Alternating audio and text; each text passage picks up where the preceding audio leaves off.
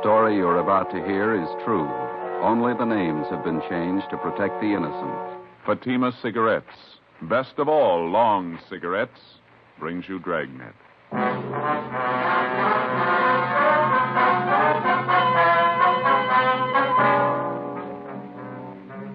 You're a detective sergeant. You're assigned to missing persons detail. A 10-year-old boy disappears from his home in a remote section of the city. 2 nights and 2 days pass. There's not a trace of the boy. Your job, find him. Friends, compare Fatima with any other king-size cigarette. You'll find a world of difference. Yes, in Fatima, the difference is quality. Quality of tobaccos. The finest domestic and Turkish varieties. Extra mild, superbly blended. To give you a much different, much better flavor and aroma. Quality of manufacture. Smooth, round, perfect cigarettes. Rolled in the finest paper money can buy. Manufactured in the newest and most modern of all cigarette factories. Quality. Even to the appearance of the bright, clean, gold and yellow package. Carefully wrapped and sealed to bring you Fatima's rich, fresh, extra mild flavor. So compare Fatima yourself today. You'll find Fatima's now cost the same as other long cigarettes, but your first puff will tell you... Ah, that's different. Yes, in Fatima, the difference is quality. Buy Fatima.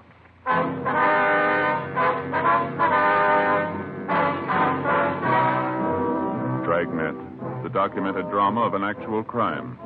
For the next 30 minutes, in cooperation with the Los Angeles Police Department, you will travel step by step on the side of the law through an actual case transcribed from official police files. From beginning to end, from crime to punishment, Dragnet is the story of your police force in action.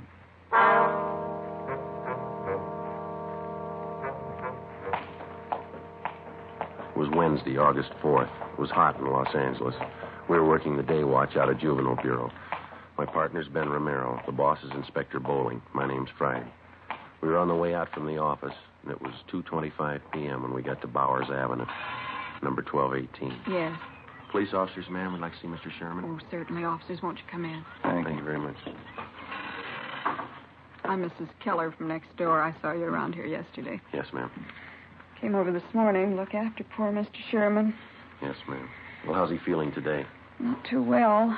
Fixed him some nice chicken broth for lunch, and then I helped him in his wheelchair and took him out in the backyard out in the sun. Good hot sun. It's wonderful for his legs.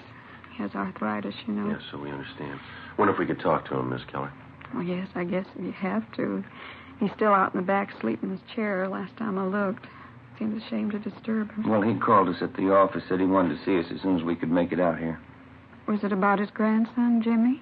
They found him yet? No, ma'am. Searching party's combing the area. There's still no trace of the boy. Did any of the other officers who were out here covering the neighborhood talk to you, Miss Keller? Oh, yes. There was Mr. Lorman, Detective Lorman. Yes, ma'am. I told him everything I knew about Jimmy's disappearance. It was right after dinner hour on Monday, about 6:30 last time I saw Jimmy. I see. I came out the side door to empty the garbage, and I saw Jimmy hiking up the side of the hill there, just in back of the house, all by himself. Nice boy. As far as you know, Mrs. Keller, Jimmy is Mr. Sherman's only living relative. That's right. His only relative, his only grandchild. Mm-hmm. Jimmy's mother and father were killed in an auto wreck. That was 3 or 4 years ago. Sherman's had a terrible auto tragedy. Jimmy and his grandfather, they're the only ones left. You can't think of any reason why the boy would want to leave his grandfather, can you? None at all. Mr. Sherman's a wonderful man. Jimmy loved him. I knew that. Mm-hmm. Mrs. Keller? Mrs. Keller? Oh, that's Mr. Sherman. He's awake. We can go through the house out the back here. All right, ma'am. This way. Thank you. Go ahead, ma'am. Yeah, okay.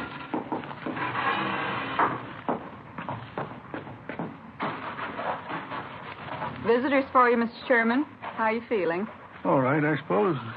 Hello, Sergeant. How are you, Mr. Sherman? What about the boy?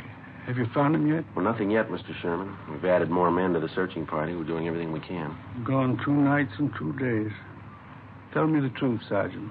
What's happened to the boy? Well, right now, we don't know any more about it than you do, sir, but that's no reason to give up hope. You told us yourself yesterday that Jimmy's been missing once before. It turned out all right that time. He wasn't gone for 2 nights and 2 days. Maybe you'll just say I'm old and I've got funny ideas, but I got a feeling, Sergeant, something's happened to Jimmy. Something's happened and I can't do anything about it. You just put those thoughts out of your head, Mr. Sherman. They're going to find Jimmy and it's going to be all right. Why don't you pull up those lawn chairs there, Sergeant? All right. I'm going to go in the house and fix some cold lemonade for you men. Well, thank you, ma'am. We got your phone message at the office, Mr. Sherman. Anything special you wanted to talk to us about? Yes, there was something. When you were talking to me yesterday, Yes, sir. I told you that Jimmy had on a brown jacket when he disappeared Monday night. Yeah. I was wrong, Sergeant. We found the jacket in his room. All he was wearing was a pair of blue jeans and this white sweatshirt.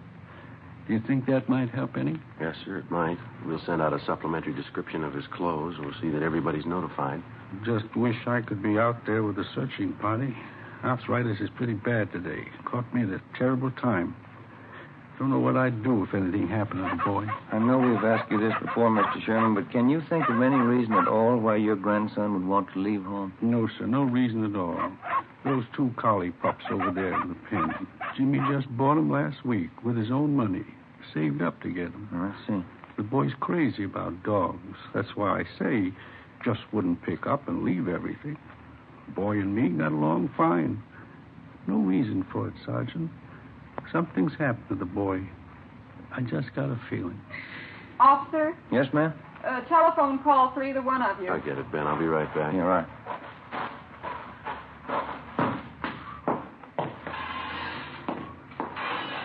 The man said it was your office calling. Thank you, Miss Keller. Where's the phone? Telephone's straight back there in the hall. Thank you very much.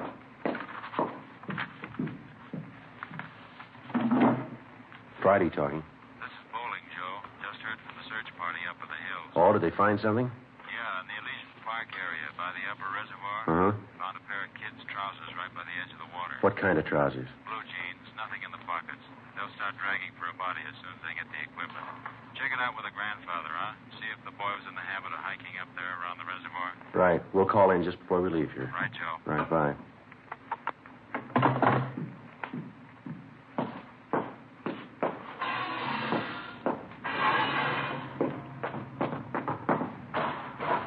Well, there's your lemonade, Sergeant. Just poured it for you. Nice and cold. Thank you, ma'am. What was it, Sergeant? Something about the boy? Well, nothing definite, no, sir. Just a report on the search party. They're still up in the Elysian Park area.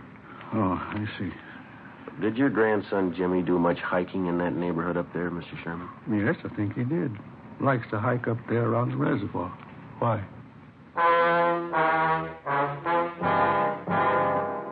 The name on the 316 report, missing juvenile, read James Philip Sherman, WMA, 10 years old. He lived with his 68-year-old grandfather, Oscar Sherman, in a small cottage in a sparsely populated section of the city. Shortly after 6 p.m. on Monday, the boy went outside to play. When darkness fell and he failed to return home, his crippled grandfather went out to look for him. Half an hour later, the neighbors joined in the search. No sign of the boy. At 10 p.m., Juvenile Bureau was notified, and throughout the night, squads of men on foot and in cruiser cars canvassed the area. A local broadcast and an all-points bulletin was gotten out on the boy. Neither the grandfather or the neighbors could find any reason for his disappearance. After almost 48 hours of continuous searching, the only lead we had was the pair of trousers found on the edge of the upper reservoir in Elysian Park. They were shown to the grandfather, but he failed to give positive identification. Dragging operations at the reservoir began immediately. Meantime, Ben and I, together with Lorman and Lopez from Homicide, checked out every possible lead on the missing youngster. One of the tips came from a Frank Grady, an unemployed carpenter who lived 5 blocks from the Sherman home. I don't know how much this may be worth to you, Sergeant. I don't want to get anybody into trouble, but I figured this is a pretty important thing. Well, what is it you want to tell us, Mr. Grady? Well, as I say, I don't want to get anybody in any trouble, but have you checked over everybody in this neighborhood? I think we've talked just about everybody in the area, don't you, Joe? Well, either us or the men from Homicide. Why do you ask, Grady? Well, there's a guy who lives down the street there, right down the corner from this house. Old guy by the name of Gilby. Well, what about him? As I say, I don't want to cause any trouble, but maybe you ought to double-check him. One thing, he's an ex-convict, I know that. Another thing, he hates everybody in the neighborhood. Hates the kids, too. Wouldn't be surprised if he was your man. Why do you say that, Grady? Does he have any special reason for disliking the Sherman boy? Old man Gilby wouldn't need a reason. A real queer one. Say, I got a couple cans cold beer in the icebox, and I fix you fellas up. No, thank you very much. Just the same. What makes you think this Gilby had anything to do with the boy's disappearance, Mr. Grady? Well, number one, I saw old man Gilby out walking Monday night when the Sherman kid disappeared. Yeah? Saw him walking along the road up there. The same one that goes up by the reservoir. And I watched him. It was dark by the time he got back to his house. I'd check on him again if I were you. As far as you know, has Gilby ever been in trouble for bothering the kids in the neighborhood? Oh, Sergeant, he bothers everybody in the neighborhood. Real queer. Lives by himself, always complaining about something. Frankly, I think he's your man. I think he took that kid and he did something to him. Well, do you have anything at all to back up your opinion? You dig around, you'll find something on him. There's no good, no bet on it. I've had a couple of run-ins with him myself. He just isn't any good, that's all. Well, all right, Grady. Thanks for the tip. We'll be sure and double-check on the man. You won't tell him where you got the tip, though, huh? Like I say, I've had run-ins with him before. It might cause trouble. No, he won't know where we got it. Thanks again. Okay, Sergeant. It's a pretty important thing. I didn't want to make anybody look bad, but the old man's just no good. Now, you understand that, don't you? Sure, Grady. We understand.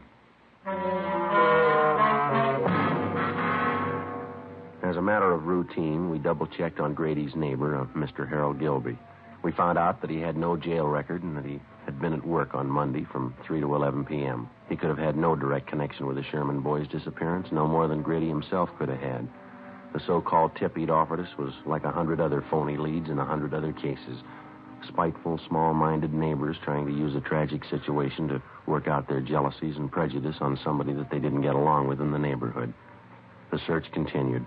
So did the hot weather. Friday, August 6th. No sign of the missing boy. The temperature climbed into the mid-90s. Dragging operations at the reservoir went on. Saturday, August 7th. More legwork. More hot weather. By noontime, Ben and I had run down the last lead we had on 10-year-old Jimmy Sherman. Went nowhere.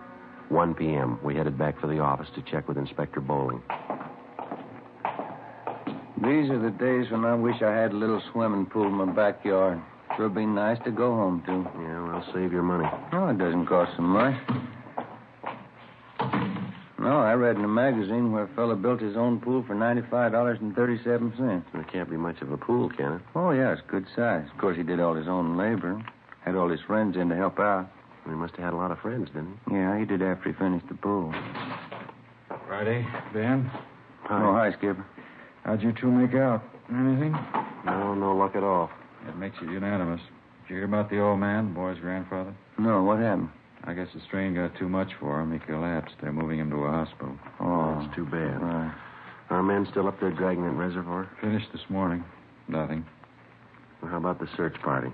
Nothing there either, I suppose. No, not a trace of the boy. It's a blind alley all the way around. How about the APB, the radiogram? Had 3 replies so far. None of them panned out. Here, grab it. Juvenile Bureau, Bowling. Yeah, Fred. No good, huh? Yeah, all right. Check you later. I heard it once. I heard it 50 times. No trace of the boy. Got me, Skipper. Something real weird about the whole thing. Well, now, look, we know he didn't just disappear into thin air. Kid's gone. There's a good reason for it. There's got to be an answer somewhere. That's right. You'll find it. Another week passed, and then a month, 2 months. We were no farther along than the day we started on the case. In November, we had a teletype from Chief Earl O'Clair of the Phoenix, Arizona Police Department. Reportedly, the Sherman boy had been seen in Phoenix. It was another false alarm. The Christmas holidays wore on into a new year. February came and went, then March, and April. Tuesday, May 3rd, 1:40 p.m. Ben and I got a call to check in with Inspector Bowling. This telegram just came in from Dayton, Ohio. Have a look. Thank you. Let's see, Joe. What is it? Jimmy Sherman. They found him. 9 months had gone by, almost to the day, since the Sherman boy had disappeared. The grandfather was contacted immediately. When he was told his grandson had been found and that he was safe, the old man was unable to answer. He broke down and wept. In our communications with the Dayton, Ohio police, they told us that the boy had been found wandering along a highway just outside that city and that he'd appeared to be in a kind of a dazed condition. The boy told the Dayton officers that he'd been kidnapped a short distance from his home in Los Angeles by a man in a blue sedan. He gave them detailed descriptions of both the man and the car. He told them that for the past 9 months, the man had held him prisoner, driving from state to state, never letting the boy out of his sight. He said the kidnapper told him on several occasions that he was holding him for ransom and that he was waiting to get money from his grandfather. On May 8th, the youngster was returned to Los Angeles and reunited with his grandfather. On May 10th, we got a call from the grandfather that he wanted to talk to us. Ben and I drove out to see him. Come right in, officers.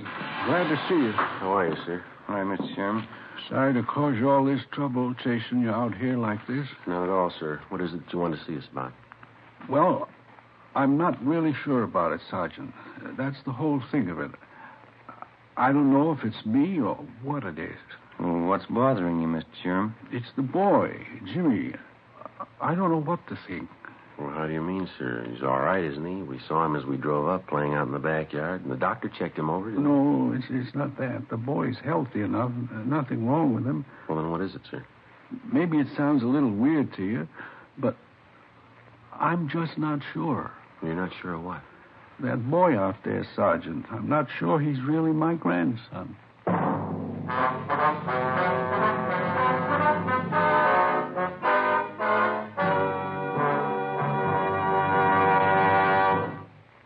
You are in the communications division of a metropolitan police department, the teletype room.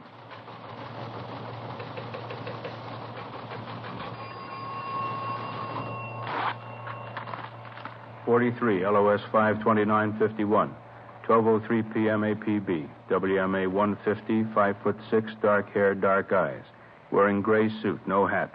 Suspect is wearing glasses. Heavy build, 22 years. Suspect is armed with blue steel revolver. Any information? Forward. You have just heard a teletype description of a suspect. This information will apply to many, but careful screening will eliminate all but one. You'll find the same is true when you examine king-size cigarettes. Careful screening will eliminate all but Fatima. Compare Fatima. Fatimas are the same length as any other king-size cigarette, 85 millimeters. Fatima has the same circumference, 1 1/64 inches around. And Fatima filters the smoke exactly the same long distance as other king-size cigarettes, but in Fatima the difference is quality. Fatima gives you extra mildness, a much different, much better flavor and aroma. You get all the advantages of extra length, plus Fatima quality, which no other king-size cigarette has. So compare Fatima yourself. Your first puff will tell you... Ah, that's different. Yes, in Fatima, the difference is quality. Best of all, long cigarettes.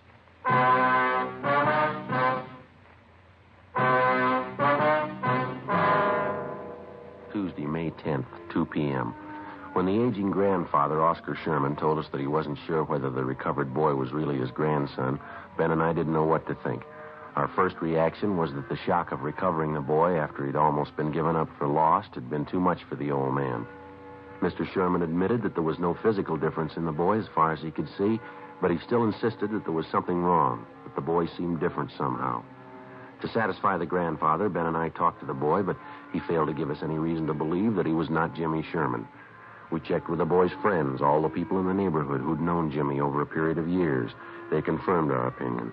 A few thought that the youngster had changed a little, but no one had any serious doubts about it. The boy was really Jimmy Sherman. So the matter was dropped. Thursday, May 12th, Ben and I had lunch, and then we checked back in at the office. Joe, want to grab that? Yeah, I'll get it. Juvenile Bureau, Friday. Sergeant, this is Mr. Sherman talking. Yes, sir. Mr. Sherman, Yes, sir. How are you? I want you to come out and take this boy, Sergeant. He's not my grandson. I'm sure of it. Well, how do you mean, sir? This boy's got a scar on his side. He's had his appendix out. Yes, sir. My grandson never had an operation in his life. Before we left the office, Ben and I briefed Inspector Bowling on the phone call from the grandfather, then we drove back to the Sherman house. While Oscar Sherman didn't claim that he knew his grandson's complete medical history, He was certain that the boy had not had his appendix out and that he had not had an operation. He told us that his neighbor, Mrs. Keller, could substantiate that she had known Jimmy since he was a baby. We put in a call to the Sherman's family doctor. He wasn't in. We left a message, and then we went next door to see Mrs. Keller. We found her in the kitchen washing dishes. I just got a couple more to rinse. Can you wait a minute? Yes, Loretta. Of course we can.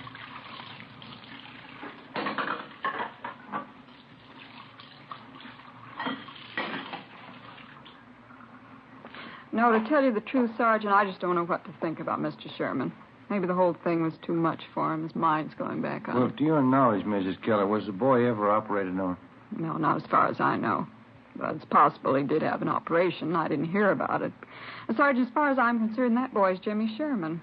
I don't know what his grandfather's up to with all that silly talk. Well, if it's not really the boy, we won't have too much trouble finding the truth. There's no question in my mind. Of course it's Jimmy. Why, when he was over here the other day, he talked about the party I gave for him one Halloween. He even remembered the children who were there. Mm-hmm. Are the other neighbors as sure about the boy as you are? Just about. Miss Foster down the street. Jimmy was in to see her yesterday. He talked about some changes she'd made in her living room, asked her about some relatives she has living out of town. Mm-hmm. Come to think about it, Jimmy even remarked on that new trailer rose I planted out in front. Besides, there's the boy's dogs. Why, they knew that youngster the minute he set foot in the yard. Yes, ma'am. Well, thank you very much, Mrs. Keller. If we have any more questions, we'll contact you. Is that all right? All right, Sergeant. Couldn't fix you a cup of coffee, could I? No, thanks, Miss Take Keller. the time now. Poor old Mr. Sherman. I don't know what to make of it. He's so mixed up. Yes, ma'am. So are we. We left the neighbor, Mrs. Keller, and went back next door to the Sherman house. The grandfather told us that the family doctor hadn't returned our call yet. At 3:30 p.m., the boy came home from school, changed his clothes, and went out into the backyard to play. We figured we had nothing to lose in talking to the boy again. We found him in the small workshop at the rear of the garage where he was sawing on a piece of plywood with a hacksaw. We talked to him for about 20 minutes. It was no different than the first time we interviewed him. He was relaxed and talkative. Say, would you hand me that hammer there, officer? Oh, yeah. Yeah, here you go. Thanks. Well, if I ever get this thing finished, it's going to be the best coaster around here. These are the wheels I'm going to put on it. Pretty good, aren't they? Yeah, they look fine, son. You like building things, coasters and things like that? Oh, yeah, I like it all right. It's fun. Your granddad says you've changed quite a bit since you got back, Jim. Says you didn't like working around the shop here before. Well, I guess I don't really. You know, once in a while I like to come out and fool around. Mm-hmm. Have you seen Mr. Barlow down the street since you've been back? Mr. Barlow? No, I went down to see him, but he wasn't home. Maybe I'll go down and see him tomorrow. His name isn't Barlow, is it, Ben? I thought it was Robinson. Oh, yeah, that's right, Mr. Robinson. Sometimes I forget.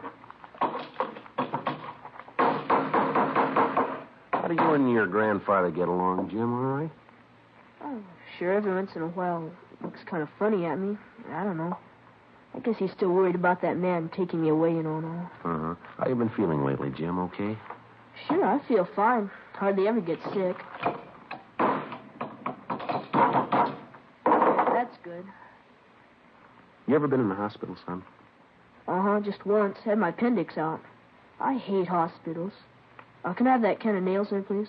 Oh, yeah. Yeah, here you are. Gotta make this good and strong, you know. I'd like to ask you a question, son. Yeah?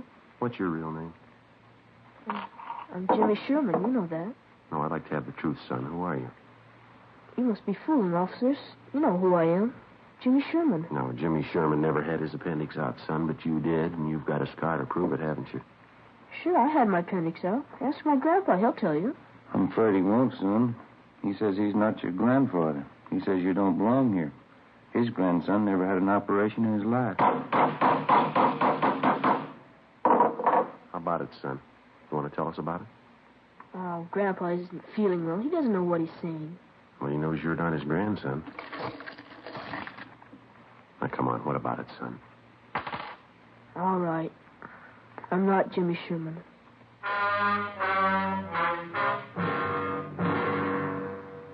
He told us his real name was Donald Rush. He said he'd run away from his home in Springfield, Ohio, 2 weeks before. He said that he'd been picked up by the police on a highway just on the outskirts of Dayton, Ohio. On returning the boy to the station, the police officer saw that he fitted the description of the missing California boy perfectly. It was almost as if the two were identical twins. Under the impression that the youngster was suffering from shock or amnesia, the police officers told him all about his home and his friends in California. They gave Donald Rush all the information that they had on the missing Sherman boy, all the newspaper stories, pictures, the dozens of teletypes and circulars which had been sent across the country in an effort to locate the missing youngster. On his way out to California on the train, the Rush boy was given dozens of newspapers to read, which contained thousands of words concerning the disappearance of Jimmy Sherman. So, by the time he got to Los Angeles, Donald Rush knew everything he had to know about the boy he was impersonating. We questioned the Ohio youngster further. Besides an exceptionally high IQ, he admitted to having an almost photographic memory. We took him in the house to face the grandfather of the boy that he'd been impersonating, the boy who was still missing. Mr. Sherman. Yes, Sergeant. Sit down, won't you? The boy here has a confession for you. He wants to tell you himself. I think I know. I was right all along, wasn't I, Sergeant? I didn't mean anything by it, mister. I just thought it'd be fun to make out like I was somebody else for a while. You wouldn't know the difference, would you, Sergeant? No, sir, I'm afraid I wouldn't. That picture over there on the mantel and the boy here, they look exactly alike to me. There's only one thing I'd like to know, son. Yeah? Why'd you do it? Why'd you try and fool me? I don't know, mister. I ran away from home, and the cops picked me up near Dayton. They thought my name was Jimmy Sherman. They said I was a missing kid from California. Well, why didn't you straighten them out right then, son? I was kind of afraid, and if I told them what my real name was, they would have sent me back home. So I just let them think I was really Jimmy Sherman. And they seemed to be pretty sure I was. How long did you think you could keep it up, son, pretending you were somebody else? I don't know. Guess I never thought much about that. I got here, and everybody was nice to me. I just didn't think about anybody finding out. Honest, mister, I didn't mean to do anything wrong. I didn't mean to hurt anybody. And you never saw my grandson? You never saw Jimmy? No, sir. I just got on the train. They brought me out here. You don't know where he is? You don't know how he is? All right, try to take it easy, Mr. Sherman. Why would you do it, boy? You're a stranger. Why would you try to fool me about Jimmy? I'm sorry, mister. I didn't mean it. Honest, I didn't mean it. Thought I had him back. Thought I had him back.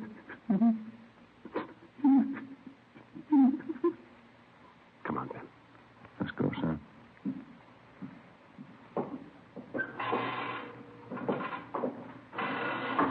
I didn't want to make him cry like that, Sergeant. Honest, I'm sorry. Couldn't you just let me stay here with him? No, I'm afraid not, son. I don't do anything wrong. Don't you think I could just stay here with him? I'll go right back in there now and tell him I'm sorry. Yeah, I'm sorry too, youngster, but you're not the boy he's looking for.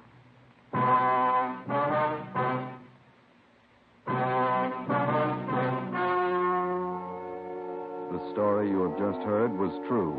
Only the names were changed to protect the innocent. On Wednesday, May 20th, a meeting was held at the Juvenile Bureau, City and County of Los Angeles, State of California. In a moment, the results of that meeting. And now here is our star, Jack Webb. Thank you. Friends, I hold in my hand a new pack of Fatimas. All I need to prove that Fatima is the best of all long cigarettes. Now here on the side, you'll find this statement. Fatima contains the finest Turkish and domestic tobaccos, superbly blended to make Fatima extra mild. Fatima gives you all the advantages of extra length, plus Fatima quality, which no other king-size cigarette has. So tomorrow, buy a pack of Fatimas. I know you'll find that in Fatima, the difference is quality.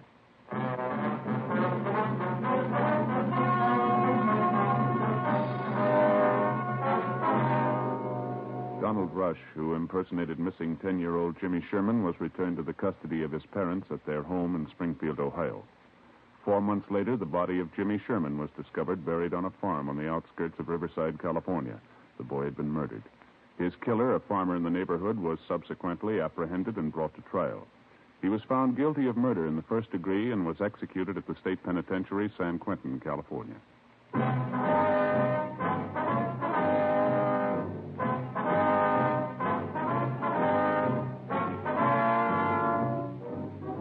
have just heard Dragnet, a series of authentic cases from official files. Technical advice comes from the Office of Chief of Police W.H. Parker, Los Angeles Police Department.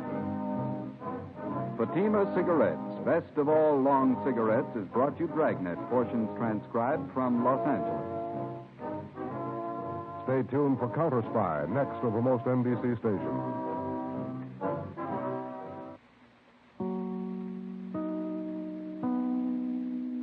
Fatima Cigarettes is proud to present its Academy Award-winning radio program.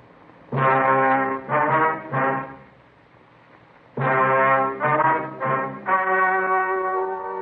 story you are about to hear is true. Only the names have been changed to protect the innocent.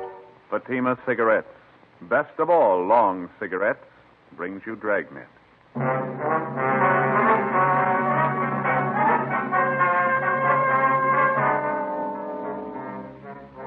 You're a detective sergeant. You're assigned to homicide detail.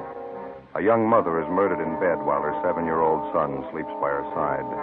The killer was vicious and cunning. Your job? Get him. You'll be amazed when you compare Fatima with any other king-size cigarette. The size is the same. They now cost the same. But in Fatima, the difference is quality. You see, Fatima is the quality king-size cigarette because it contains the finest domestic and Turkish tobaccos superbly blended. And Fatima is extra mild with a much different, much better flavor and aroma than any other long cigarette. So compare Fatima yourself. Fatimas now cost the same as other long cigarettes, but your first puff will tell you... Ah, that's different. Yes, in Fatima, the difference is quality. Buy Fatima. They're extra mild, with a better flavor and aroma. Smoke Fatima, the quality king-size cigarette. Fatima, best of all long cigarettes.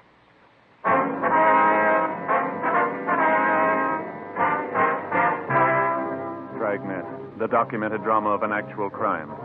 For the next 30 minutes, in cooperation with the Los Angeles Police Department, you will travel step by step on the side of the law through an actual case transcribed from official police files. From beginning to end, from crime to punishment, Dragnet is the story of your police force in action.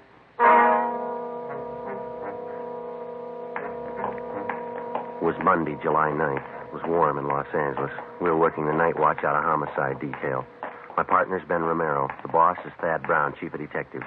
My name's Friday. It was 11:25 p.m. when we got to 543 West Bixel Street. Front door.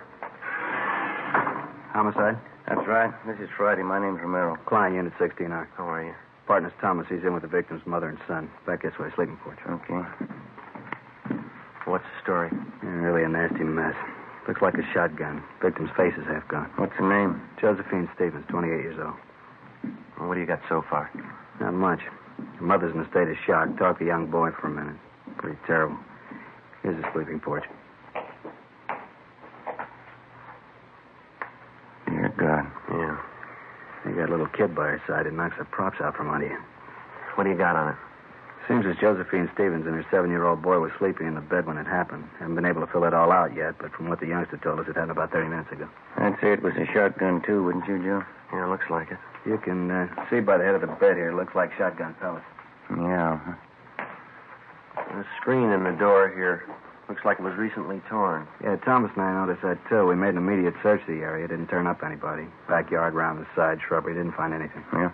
We were careful not to step off onto the soft earth anywhere around. Didn't want a chance destroying any prints or anything. That's fine. Did you talk to the girl's mother at all, Klein? Very little. She's still hysterical. Doesn't seem to know what she's saying. Couldn't tell us very much. Yeah, well, let's step into the next room, huh? Room's just the way we found it. Nothing out of order. Dresser drawers are all closed. Room hadn't been prowled. It doesn't look like the work of a burglar or a prowler. Well, a burglar or prowler wouldn't be carrying a shotgun either, would he? The only thing Thomas and I found were a cut in the screen, the gate around the side of the house there. It's open. Crime lab been called? Haven't had time. Do it right now. No, never mind. I'll take care of it. I want to call in anyway. Do they have a phone here? Right in the kitchen there on that table. Okay, thank you. I figure we could use some help, don't you? Yeah. Right there to your left. Yeah, I see it. Thank you.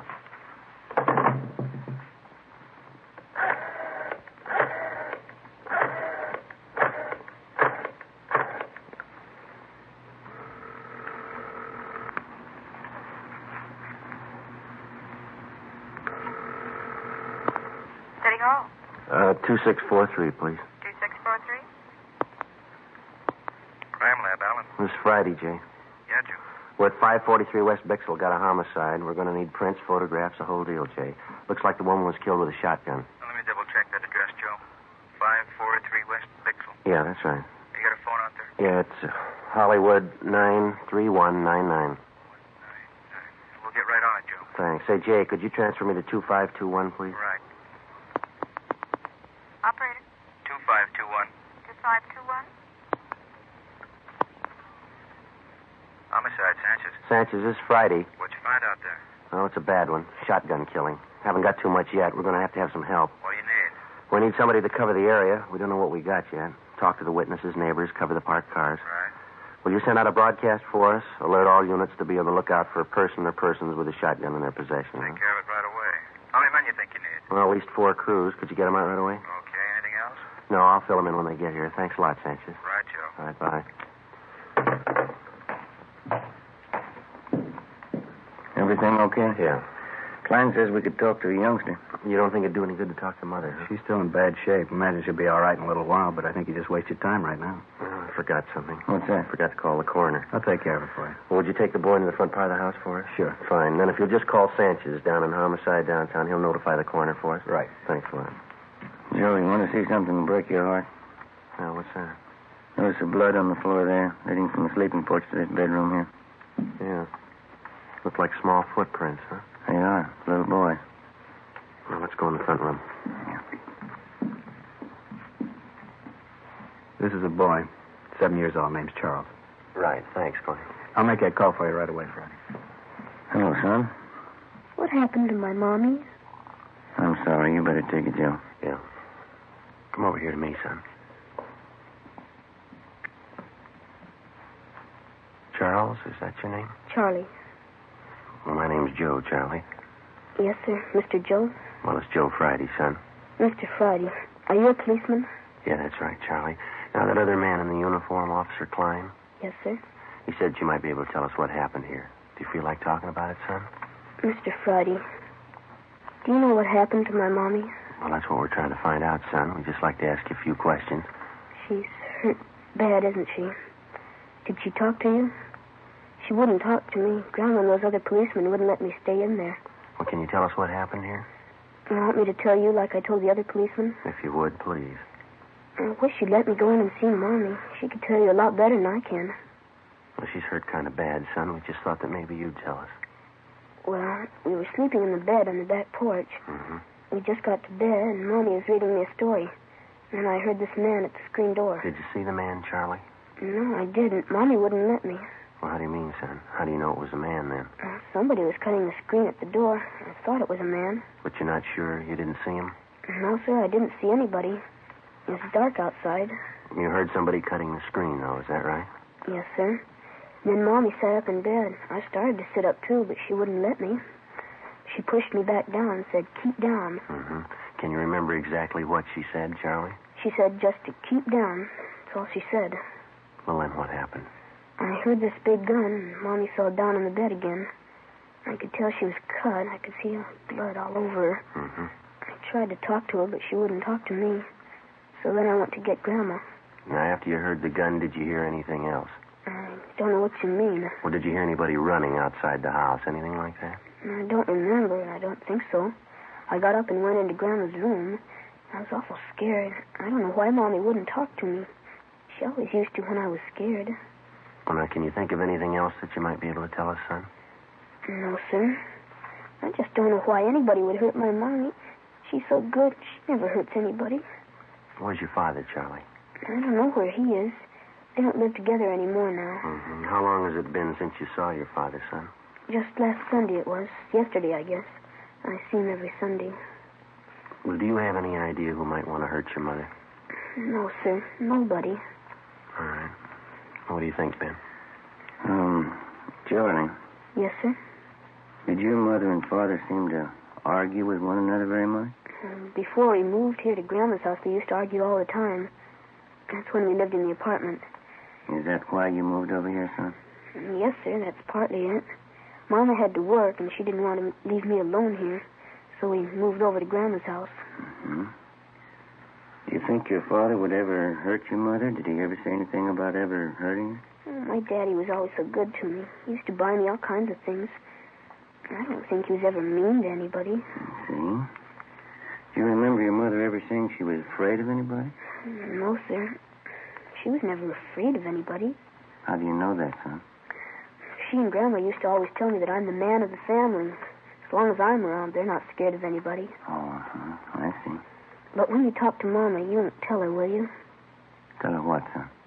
She always says that big men don't cry about things. When Grandma came out on the porch, she started to cry, and she took me into her room, and she cried some more. I guess I cried a lot, too. When you talk to Mom, you won't tell her that, will you? No, we won't. I've never really known.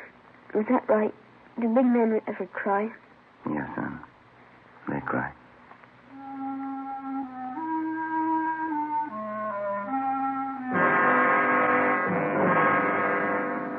$11:45 p.m. The crime lab men arrived and went to work. They found 3 shotgun pellets embedded in the wall to the right and above the head of the victim's bed. 2 additional lead pellets were removed from the bedstead above the pillow on the right side of Josephine Stevens' bed. This fact, in conjunction with the position of the hole ripped in the screen door, proved that the victim was sitting up in bed at the time of the shooting. This fact, too, showed why the 7-year-old boy lived and his mother died. Further investigation showed that the fatal shot was fired from outside through the hole in the screen door. The search of the surrounding area failed to yield the murder weapon or any additional physical evidence. The neighbors were all checked. They could add nothing to what we already knew. The few who had heard the blast from the shotgun thought it was backfire from a passing car. Units in the area of the murder picked up 14 possible suspects on the street and in the neighborhood at the time of the killing. They were all checked out and cleared of any connection with the crime. Josephine Stevens' mother, Mrs. James Edwards, was in a near state of collapse, but she managed to give us a statement. Her story corroborated that of 7-year-old Charles Stevens. Supplemental broadcasts and an all-points bulletin were put out to try and locate the killer. Ben and I drove over to 1543 East Workman Street to check out the husband of the murdered woman. Well, this is it, huh? Yeah, White House here. All right, let's go.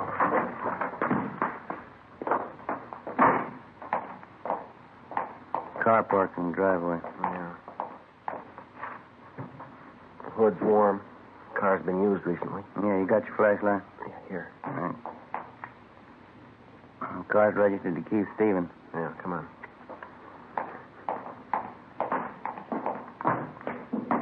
The lights are on inside, huh?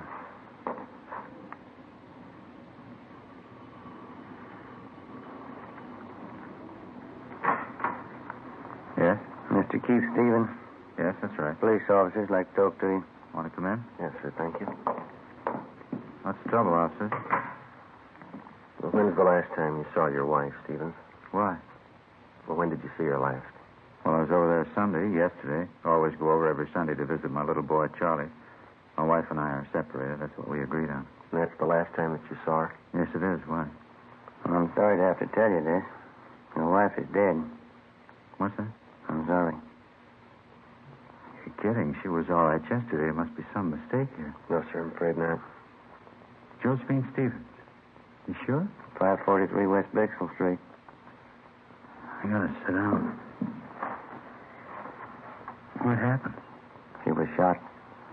Well, how? I can't believe this. Well, we're working on it now. Somebody shot her while she was in bed. I just saw her yesterday. How did it happen? Was it an accident? No, sir. Somebody killed her. How about little Charlie? He sleeps with his mother. Is Charlie all right? Yes, sir. He's fine. He wasn't hurt at all. It was a small miracle how he came out of it, but apparently his safety was the last thing your wife thought of before she was killed. It's just terrible. I still can't believe what you're saying is true. Who in the world would do a thing like this? We want to know that, too. We need your help. Well, where's my boy? I better go right over and see my boy. He's in good hands with his grandmother. We just want to ask you a few questions, and then you can go right over and see him. All right. You gotta get whoever did this terrible thing. Yes, sir. We're going to try. Well, how is it that you happen to be up this late at night? I just got home from work. I worked the swing shift at Gibney's. That's the steel mill down in Alameda? Yes, that's right. Did you work today? Yes, I told you. I just this minute got in. Swing shift. What hours would that be? 4 to 12. Did you work the full shift today? I did. You don't think I would have done this thing? Well, we'd have to check everybody.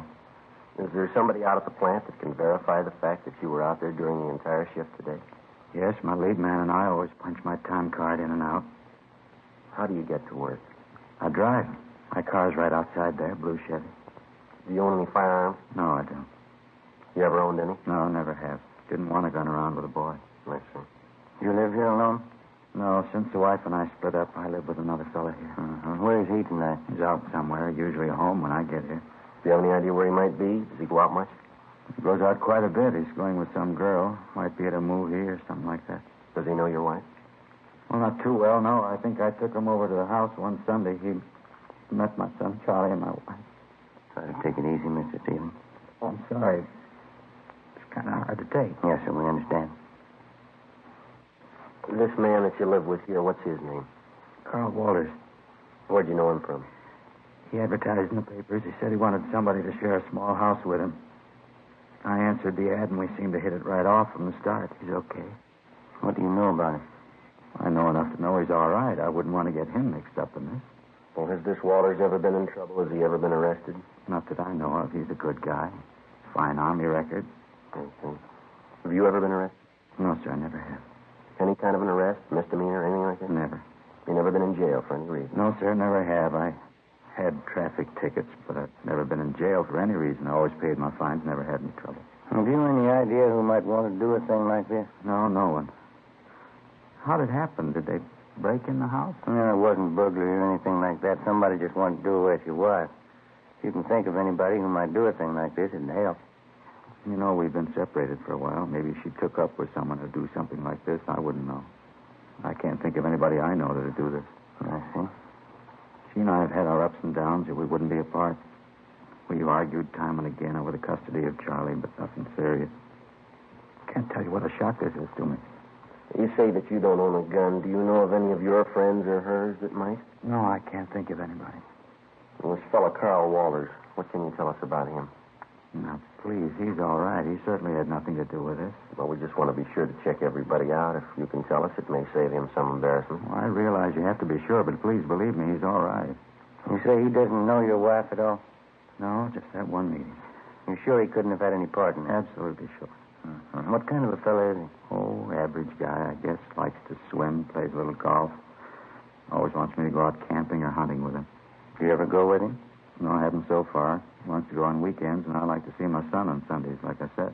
What does he hunt, do you know? He's not much of a hunter, really. He just likes to go out for ducks once in a while. Does he keep his equipment here? No, he doesn't, over at his father's house. Does he ever hunt for anything besides ducks?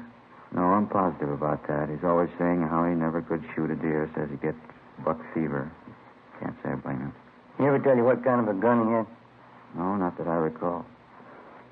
Still think he had a part in this? We didn't say that. What's his duck hunting got to do with it? Well, when you hunt ducks, you use a shotgun.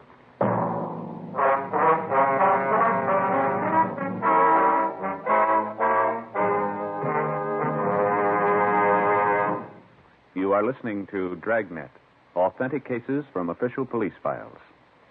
And now, let's look at our Fatima files. Listed under K. Kelly, Nancy Kelly, famous actress. She says, Between scenes, I like to relax in my dressing room and light up a Fatima. They have a really different flavor, and they're extra mild. Friends, more smokers now insist on king-size Fatimas than ever before, because in Fatima, the difference is quality. quality of tobaccos. The finest domestic and Turkish varieties, extra mild, superbly blended, to give you a much different, much better flavor and aroma. Quality of manufacture. Smooth, round, perfect cigarettes. Rolled in the finest paper money can buy. Manufactured in the newest and most modern of all cigarette factories. Quality, even to the appearance of the bright, clean, gold and yellow package, carefully wrapped and sealed to bring you Fatima's rich, fresh, extra mild flavor. So, if you smoke a king-size cigarette, compare Fatima. You'll find they now cost the same. But your first puff will tell you... Ah, that's different. Yes, in Fatima, the difference is quality. Buy Fatima. Smoke the quality king-size cigarette. Fatima. Best of all long cigarettes.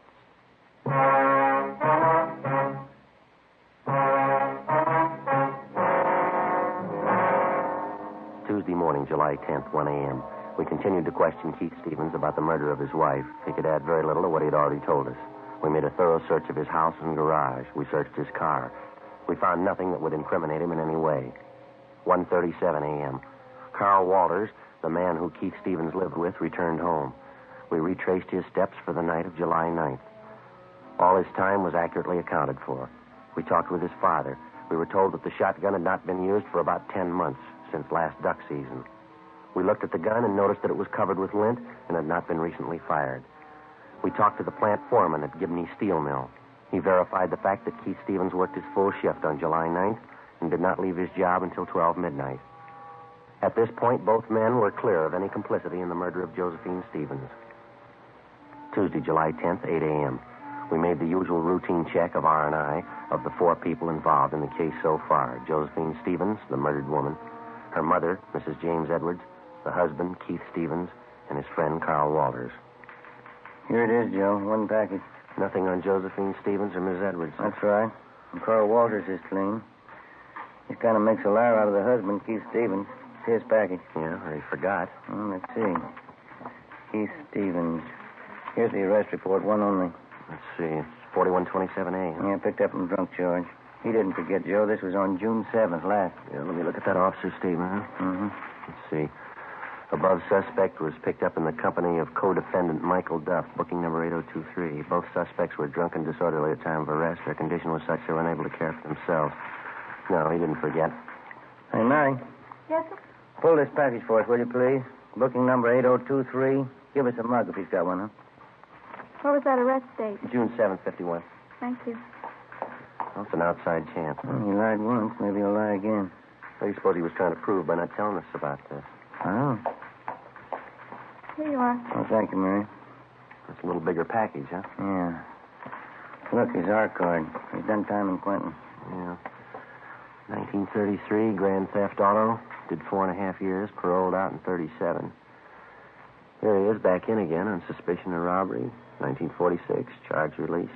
Picked up again, suspicion of robbery, released again. Michael Lewis Duff, alias Mickey Duff. Stevens is moving in pretty fast company. Yeah. Look here, this is the guy, all right. Here's that last drunk arrest. See on that we saw on Stevens, June 7th? Yeah, mm-hmm. Is there a mug there, Joe? Let's see.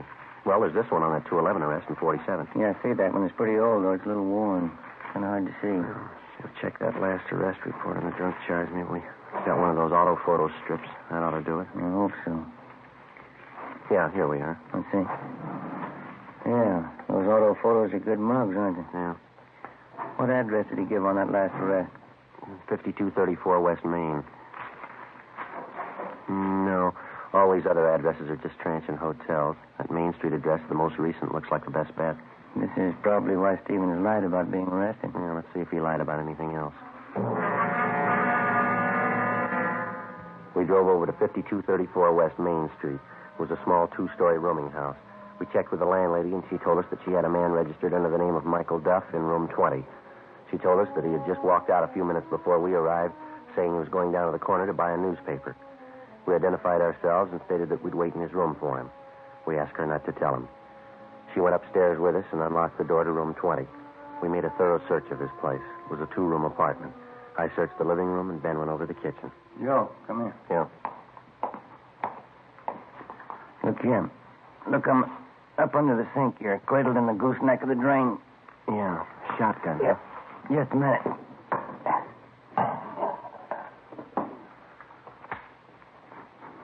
It's been fired recently. Yeah. And this much fits in. These don't. Found him in the pocket of one of his coats in the closet there. 12-gauge shotgun shells. Where'd you find them? In the pocket of a dress suit? Well, it doesn't fit, does it? Not unless he's the best-dressed hunter in town. Sounds like he's back. Yeah. Get your hand out of that pocket, police officer. What's going on? Keep your hands out and open. Stand still. Here, Joe. You want to take this? Yeah. What are you doing carrying a gun, Duff? Anything wrong? You know better than that. What'd they tell you when they paroled you? That was a long time ago. They haven't changed the rules. I don't know what you're doing here in the first place. Go on over there and sit down. All right, if that's what you want. That's what we want. Move. All right, now, do you want to tell us about it? About the gun? About both of them. This shotgun here on the table and this one I got in my hand. Well, you found that old shotgun, huh? We found it. I haven't used that old thing for years. Just kept it as a keepsake. Haven't fired it for a long time. Don't even have any shells for it anymore. Except these two, huh? I don't know where those came from. Look, Duff, you're an ex-convict. We find 2 guns in your possession. Now, let's don't play games. Tell us about it. I haven't got anything to tell you. I would if I I did. just had a long talk with Keith Stevens. What'd he have to say? Never mind what he had to say. Let's hear your side of it. You wouldn't try to kid me, would you? Now, you listen, fella. We just came from a house over on Bixel Street. There's a woman lying in bed over there that took a blast from a sawed-off shotgun. You own a shotgun. It's been recently fired. You lied. You said you hadn't fired it. You said you didn't have any shells for it. Well, here they are. Now, look, they fit, don't they? Take a good look at it, mister. There's only one thing missing. Who pulled the trigger? Let's have it, Duff. Did Stevens tell you? We'll ask the questions. Now, come on. All right. I did it, but I did it for Stevens. Told me he'd give me $1,000 if I kill his wife for him. I haven't been paid yet. I'm still waiting to get paid off. You won't have to wait any longer. We took Michael Duff downtown together with a murder weapon. He gave us a full confession stating that Keith Stevens had offered to pay him $1,000 for the murder of his wife. He said that he and Stevens had planned it together. 1:30 p.m., Tuesday, July 10th. We drove out to pick up Keith Stevens.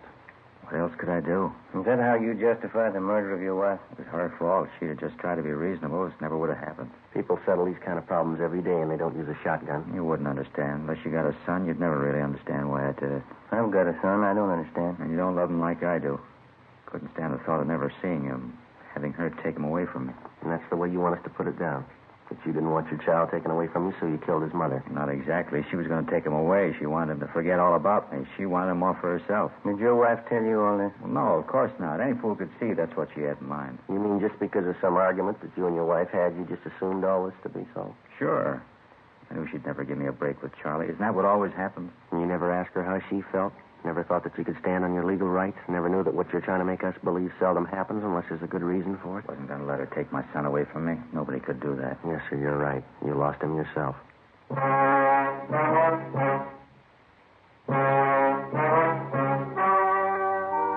story you've just heard was true. Only the names were changed to protect the innocent. On October 15th, trial was held in Superior Court, Department 84, City and County of Los Angeles, State of California. In a moment, the results of that trial. And now here's our star, Jack Webb. Thank you. Friends, I'd like you to be the judge while I present our case for Fatima. Now, you've heard me say that Fatima is the best of all long cigarettes. Get a pack of Fatimas and compare them with any other long cigarette. Side by side, I'll admit a Fatima looks the same as any other king-size cigarette. But when you smoke them, you'll find a world of difference. In Fatima, that difference is quality. Quality that gives you extra mildness, a much better flavor and aroma. Compare Fatima, and I'm sure you'll agree with me. Fatima is the best of all long cigarettes.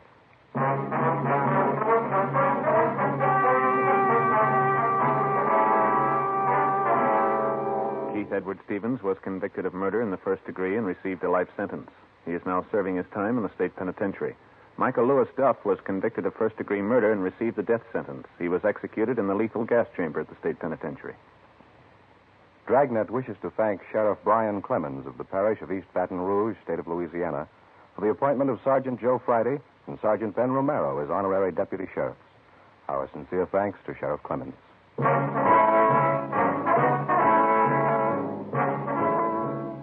You have just heard Dragnet, a series of authentic cases from official files. Technical advice comes from the Office of Chief of Police W.H. Parker, Los Angeles Police Department. Fatima Cigarettes, best of all long cigarettes, has brought you Dragnet, portions transcribed from Los Angeles. Stay tuned for Counter Spy, next over most NBC stations.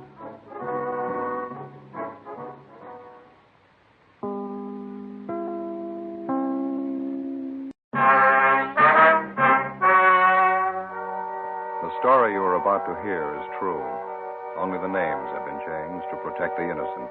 Fatima Cigarettes, best of all long cigarettes, brings you Dragnet.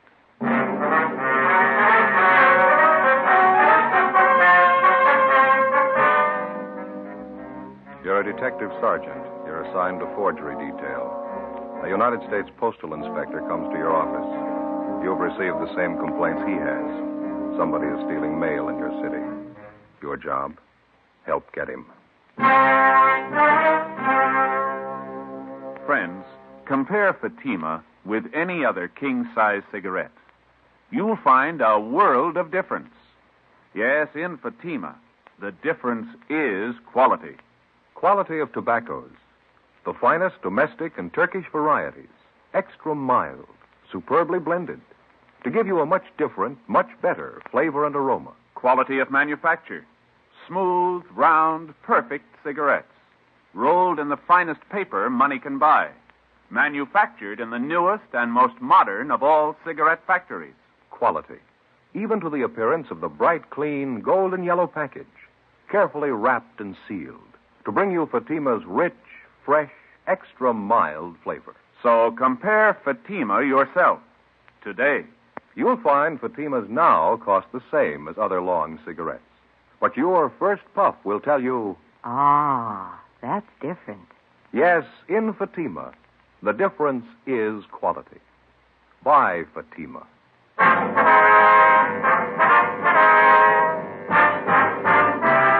Dragnet, the documented drama of an actual crime.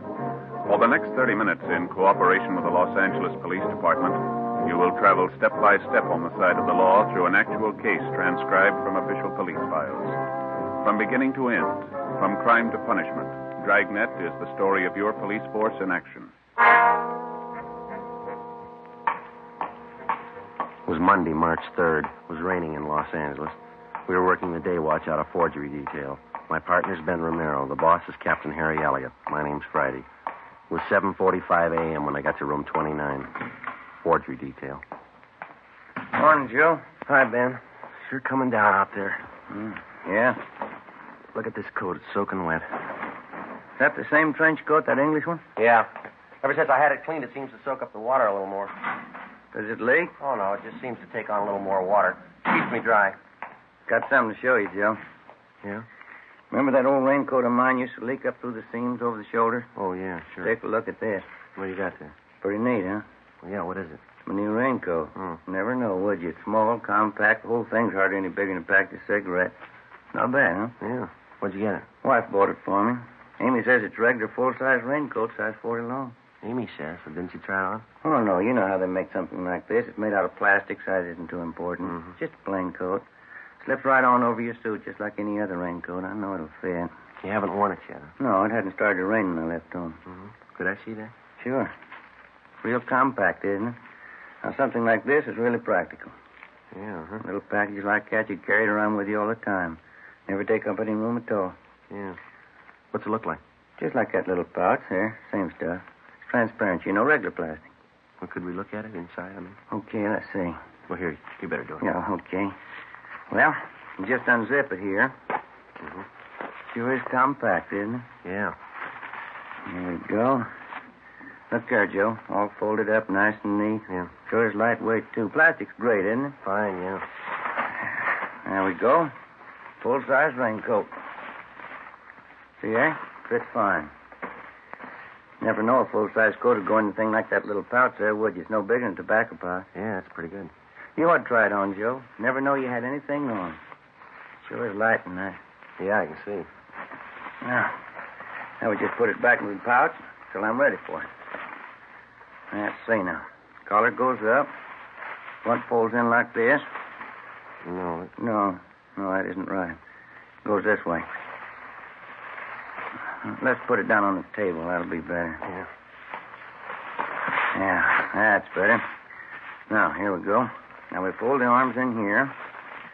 Now, the bottom part comes up this way. Now, we fold it over and again. Easy, isn't it?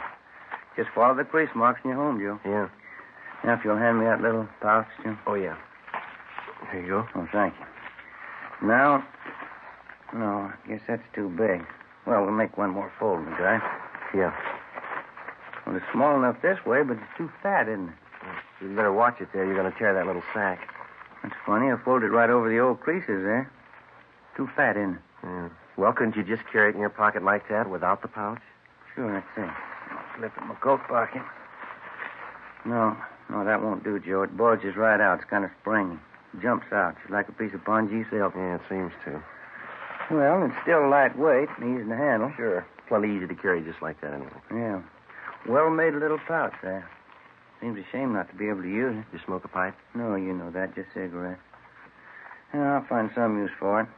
probably 100 things a fellow could use a little polish like this for if he could just think of them right off. Yeah, that's right. Riley, Romero, you want to step in here for a minute? Right, Captain.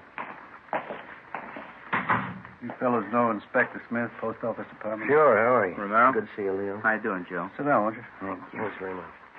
Inspector Smith's over here on that mail thief case that we've been working on. Oh, yeah. Did you receive those reports we sent over to you yesterday? No, I haven't been to the office yet. Came straight over here. Well, Burglar returned it over to us yesterday afternoon. Ben and I ran it down.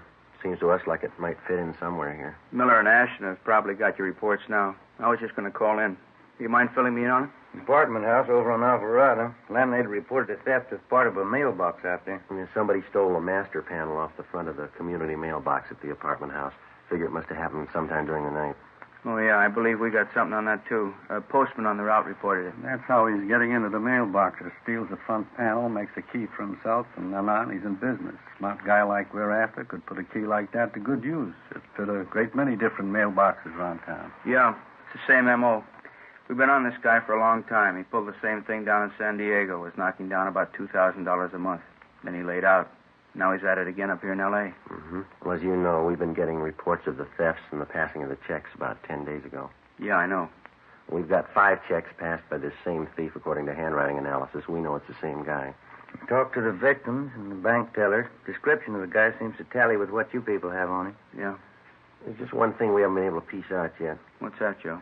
When he steals a check, how does he know what bank to pass it on? Well, I think we got the answer to that one. Well, let's say that he steals a letter, and we know he doesn't only hit the community mailboxes. Sometimes he goes to a private residence, fishes the letters right out of the mail slots in that case. Yeah, he's got some kind of a gimmick he gets down in those slots with. Yeah, that's what we figure, Leo. Well, we'll say after he's got a letter with a check in it. Now, it's easy enough for a good forger to put an endorsement on it, but how does he know what branch of the bank to pass it on? Well, at some time or other, he's stealing bank statements as well. Mm-hmm. Or maybe he's just lucky. At the time he steals a check, there's other mail in the box, too. The victim's bank statements. Well, as far as that goes, I suppose he's stolen more than once from the same party. He could probably get away with bank statements easy. Well, that's it. People never seem to report anything missing in the mails until weeks after it's happened. It's easy to see why. They're not sure anything's wrong until they wait several days. They don't want to bother us in the case of anything routine like monthly bank statements. And in the case of a check, well, sometimes it's from a relative or someone who owes them money and they don't want to embarrass them by writing or calling to find out about it. Well, I suppose in the case of anything like a dividend check, we got a couple of those, Leo. Mm-hmm. The people who lose them just don't think it's time for them to arrive yet, so they just wait, huh? That's it. And that's why he's been so successful. Plus the fact that it takes about a week for any kind of check to be processed through central clearing at any bank, and then, too, the bank wouldn't necessarily know that anything was wrong at that time. Until the bank receives a complaint from the party who missed the check, they couldn't have any way of knowing that anything was wrong. That's right. Tell them what you were telling me this morning, Leo. Well, you people aren't in it deep enough to know this yet, but this guy's been hitting the same branch bank maybe 2-3 times in a row. Not here in L.A., has he? No, not yet. It looks to us like he's just started up his operations here in town. That's the way he worked it down in San Diego. Well, it's easy enough to figure. If he got a teller in some bank to go along with him, someone who didn't suspect him, and since the victims reported so late, he could get away with it at least that many times at the same bank, couldn't he? Yeah. If people report missing mail immediately, it'd make it a lot tougher for the thief. That last name on him still good? Harvey Fletcher? That's what we're going on, yeah. We've got bulletins out to all the banks carrying that description on him, and he changed earlier. WMA, average build, 150, 160 pounds, gray eyes, about 32 to 35, well-dressed, carries a briefcase. Likable personality. That's what we got on him. Oh, there's a little something we picked up yesterday from a bank teller. She told us the man had long sideburns, for what it's worth. You might add that. Okay. Don Myers in handwriting has checked through his files, Leo. They haven't got anything on him. And the stats office hasn't been able to make him on his M.O. And we know you people are doing everything you can for us. We appreciate it. Yeah, I wish we could do more. That name, Harvey Fletcher. Of the 5 checks that we've got on the guy, according to handwriting analysis on him, he's only used that name once. The rest of the time, he signs the same last name as the payee's name on the face of the check. He passes himself off as a brother or husband or some relation to the rightful payee. Yeah, that's what's taking in all those bank tellers, plus a smooth personality. He's cool, collected, all the confidence in the world. Yeah, that figures. Yeah, we got one day before yesterday with a little different twist. Isn't going to help us any, but here's the way he's working it in some cases. He deposits a large check to the victim's account, then he only takes out a small portion in cash. Throws the tellers off even more. Here's those photostats, Leo. What's this? Copies of the last 5 checks that we got on the guy. Oh, yeah, thanks, Harry. Myers says they're all in the same handwriting. Is there anything else we can do for you, Leo? We've got all the banks in the area covered, got bulletins out on them. Well, that's fine. Don't think we've overlooked anything. Patrol units have been alerted. With this latest theft of that mailbox panel, it's too bad we can't localize his operations a little. Leo, didn't you say that if he makes a key, that key would fit any number of boxes in the city? We couldn't pin him down to one neighborhood, could we? That's right. That key will work on different mail routes. He probably knows the neighborhood around Alvarado is hot now. He'll leave it alone anyway. It's impossible to stake him out on the actual thefts of the mail. It's too bad we can't get to him through one of the banks when he cashes them. Oh, your manpower and ours put together couldn't cover all the banks in L.A. at one time, but we've been spot checking throughout the city, hoping maybe to tab him just by luck. We might get a break from one of our bulletins, maybe some fellow found. Well, I'm not sure yet. That's one of the reasons I came over here this morning, but maybe we've got a little something. What's that? Well, a bank out in Westwood phoned us yesterday. The teller thought she recognized the guy from his description. Didn't dawn on her till after the guy had left her window. She rushed out in time to get the license number of his car. Well, maybe it's a break, huh? Yeah, it looks pretty good. The check was drawn on the account of a William E. Scott. That's the number 2 victim here in L.A. Yeah, that's right. You've got the photostat of his checks right there. Yeah, I know. Well, everything seems to fit. This check he passed yesterday out in Westwood was probably stolen at the same time as the first one, or at least it came from this Scott's mailbox. That we know. Well, didn't this William Scott report the theft of 2 checks? I know he didn't to us. Maybe he did to you. No, he didn't. Said he couldn't be sure. He gets quite a few checks through the mail. Owns a lot of stock, gets dividends. Yeah, probably doesn't know when they come each month. Yeah, that's right. He didn't miss the first one until it was way overdue. Might even be others missing. He doesn't know for sure yet. Well, anyway, he's positive on this latest one out in Westwood that the bank teller caught, huh? Sure. As soon as the bank manager called him, he knew he hadn't authorized anybody to cash any of his checks. Does the M.O. seem to match? Well, that's what's got us going on it. It looks real good. Smooth operator. Deposited part of the money, took the balance in cash. The major switch in his operation was the fact that he didn't go to the victim's regular bank as he did on that first check. It sounds good, doesn't it? And we kind of think so. That's the reason I came over here this morning. Conway, our handwriting man, thinks it's the same as the guy we're after. He asked me to check it through Don Myers to be sure. What signature did you use on this last one? Now, that's another part of the M.O. that checks out. You remember on the first check, he forged the victim's name, William Scott? Mm-hmm. Then he made it a second-party check by signing the phony name, George Scott, passing himself off as a nephew of the victim. Pretty smart. He goes to this victim's regular bank, and he doesn't take the chance of being tabbed as the payee. He covers by using that nephew gimmick. Huh? Yeah. This time he goes to a different branch. Not the regular branch that the victim deals with as in the first case. He simply forges the victim's name and lets it go at that. You doing anything on that license number? Well, Ashton and Miller checked it out late yesterday afternoon. They're on it now. Need any help? Well, not so far.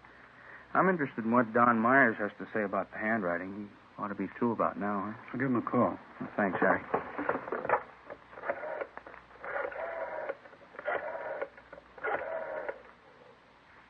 Hello, Don. Who's this? This is Elliot. Do you know if Don's checked that stuff through for Inspector Smith yet? Okay, thanks, Sloan. No, that's all right. We'll get to him.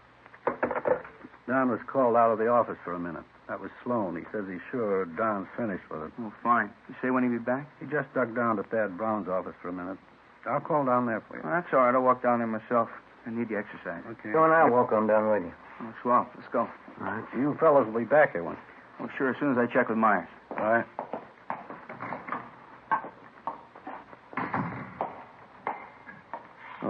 Which way is it from here? This hall looks the same from one end to the other to me. This way, Leo. Oh, okay.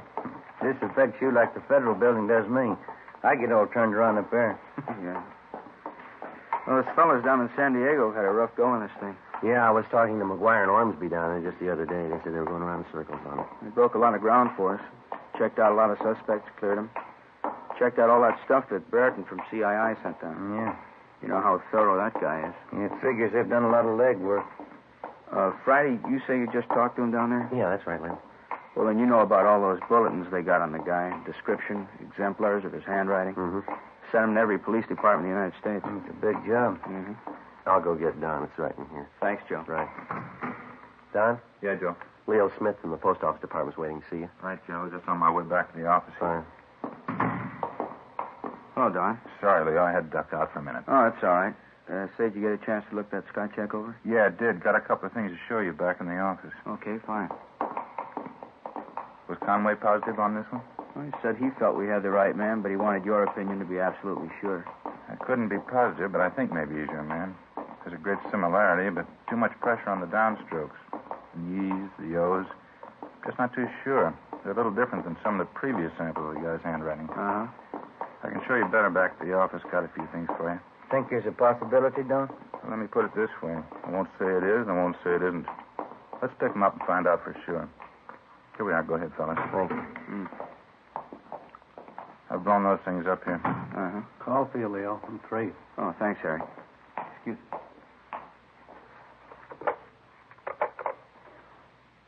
The Smith talking. You did? Uh-huh. We did. All right, look, why don't you bring him down to forgery detail here at the City Hall? We'll talk to him here. Right it. Right, thanks. Well, looks like the end of the trail. That was Ashton. He and Miller picked him up. He's our man that admitted the forgery. Looks like San Diego did all the work and we get all the luck. Anyway, we got him.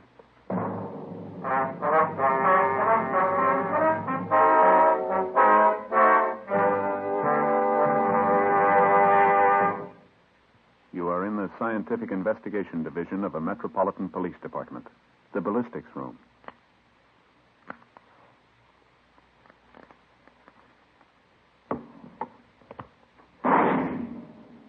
You have just heard a test bullet fired from a .38 caliber revolver found in the possession of the suspect. The test slug is removed from the ballistics box and compared with the slug found at the scene of the crime. There they are. Side by side, they look alike. But examination will prove a world of difference. Now, examine a Fatima. Compare it with any other king-size cigarette. Side by side, they'll look alike. But right away, you'll find there's a world of difference. Yes, in Fatima, the difference is quality.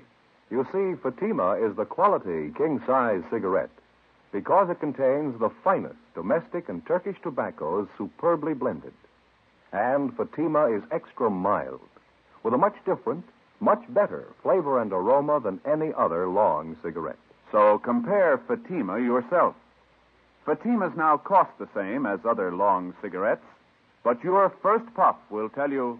Ah, that's different. Yes, in Fatima, the difference is quality. Ask your dealer for Fatima, the quality king-size cigarette. Best of all long cigarettes. Start enjoying Fatima tomorrow.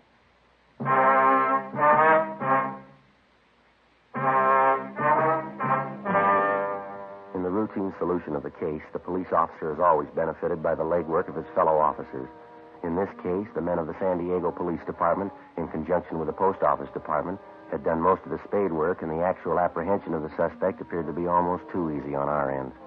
Even though Ben and I hadn't participated in the physical arrest of the suspect, we felt the same gratification for the speedy solution of the case as did the postal authorities. Monday, March 3rd, 3:27 p.m. Miller and Ashton of the Post Office Department brought the suspect in for questioning. The prisoner was turned over to Inspector Leo Smith. Ben and I sat in on the interrogation. Carver Gleason, that's your true name? Yes, sir, it is. You say you've never been arrested before? No, sir, I never have. Now, you know we're going to check that out. Yes, sir. All right, now let's go over it again. The same way? Well, that's up to you. We want the truth. I've told you the truth. You asked me questions about stealing mail, about forging checks. You said I was down in San Diego. Well, that's not true. None of it's true. Have you ever stolen from the mails? No, sir, I never have. I know that's a pretty serious offense. What makes you think forging isn't? Is that what you're trying to say? No, I'm not. I didn't say that, but this was the first time I've ever done anything like this. I didn't even think about the consequences. Should have thought about them. And when's the last time you were in San Diego? I've never been there. I don't even know for sure where it is. How long you been in Los Angeles? About 3 months now. Where's your home? Akron, Ohio. How old did you say you were? 25. And what have you been doing since you got out here? Well, it's just it. Nothing. Can't find a job. Well, how you been getting by? How you been living? Been staying down at the YMCA. Hope Street, I guess it is. What have you been doing for money? Well, my folks gave me a little when I left Akron. Thought I'd have a job by now. I didn't want to write home for any more, so when I found that check, I figured I could get away with it. I needed money, and I cashed it. And where'd you say you found it?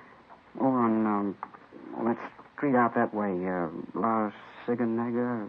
Is that how you said? Oh, La Cienega, yeah. Now, what were you doing out there? Well, I was answering an ad in the classifieds, trying to find a job. I had to park the car down the street from the place, and on my way back, I found this check on the sidewalk right near the bank on the corner. Where'd you get the car? It's my father's. The car's registered in your name with California plates. How do you explain that? Well, the folks told me when I got to California to go right to the authorities and register the car if I was going to stay so I wouldn't get in any trouble. That's where part of my money went. You got anything else you want to tell us? Well, I did it. I admit that. Mm-hmm. I want to make it up somehow. The check was for $57. I gave the men that arrested me 50 of it, and I spent $7. Yeah, that's all on the record. I did wrong. I'll pay the $7 back. Well, you can take that up with the judge, Gleason. Friday, Romero, you want to step outside with me a minute? Yeah, right. Gleason, you wait here with that officer. Yes, sir. What do you think? He's telling the truth. He's not the one we want. How about you, Joe? Yeah, I'll go along with Ben. Well, that makes three of us. Monday, March 3rd, 5 p.m. We went in and checked with Don Myers. In carefully going over exemplars of Carver Gleason's handwriting, he had definitely eliminated him as our suspect.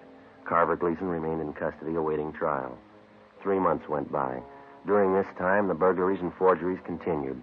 Suspects were picked up, checked out, and released. We got nowhere. Tuesday, July 12th. We received a communication from Chief Adam Jensen of the San Diego Police Department, who stated he was forwarding a radiogram from Chief John W. Polsine of the Milwaukee, Wisconsin Police Department. The radiogram from Chief Polsine stated that his handwriting man in Milwaukee had identified the suspect's handwriting, as listed in one of the San Diego bulletins, as belonging to Philip E. Holloway. Holloway was arrested 2 years previous on a reckless driving charge. The physical description of the man matched closely with the one that we'd received on the suspect known to us as Harvey Fletcher. They further stated that although he was at one time a resident of Milwaukee, they had nothing further on him.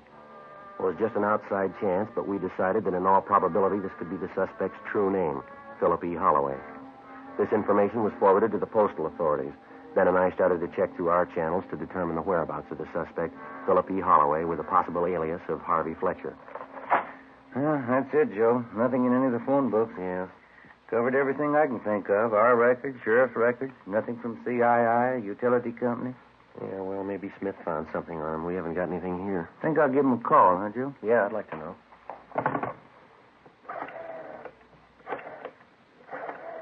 That's extension 664. Yeah, I know.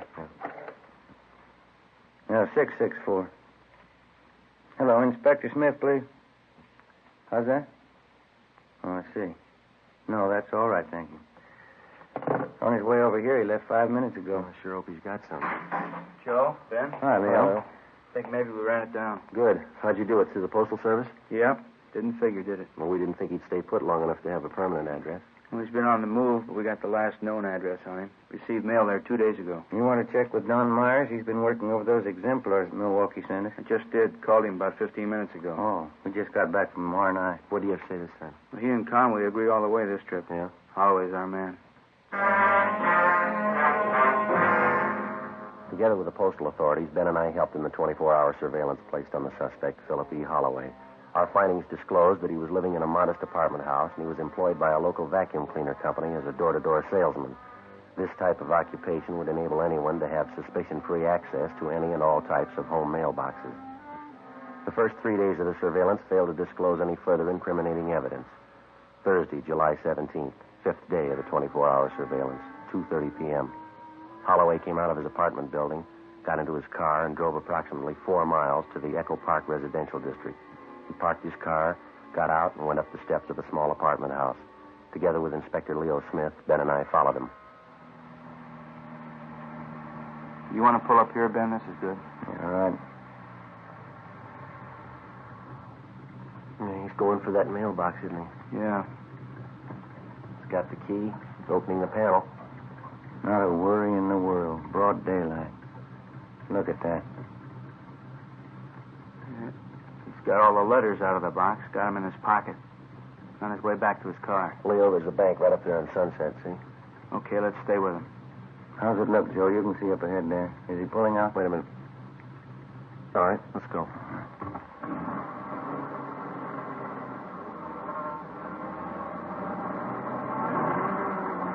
Better pull up here, huh? look at that. Just like it was blueprinted. Going right in the bank. Come on. Yeah.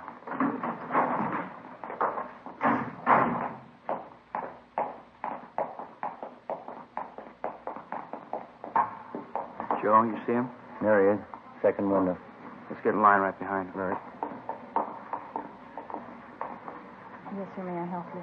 Yes, I wonder if you can cash a check for me? Yes, sir. Would you endorse it, please? Certainly.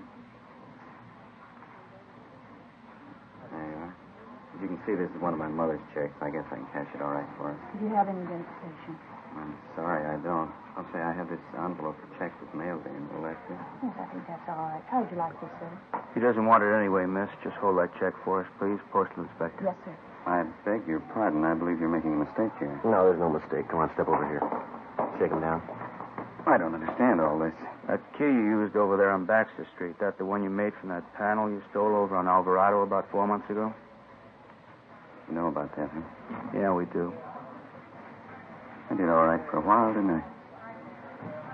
That key angle's a pretty good one, isn't it? There isn't a lock in the world I can't make a key for. We got one in mind you might have trouble with. The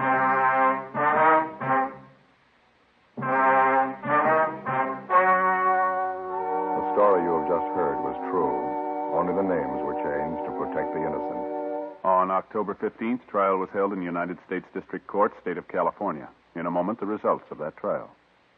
And now, here is our star, Jack Webb. Thank you. Friends, all of us on Dragnet are convinced that Fatima is the best of all long cigarettes.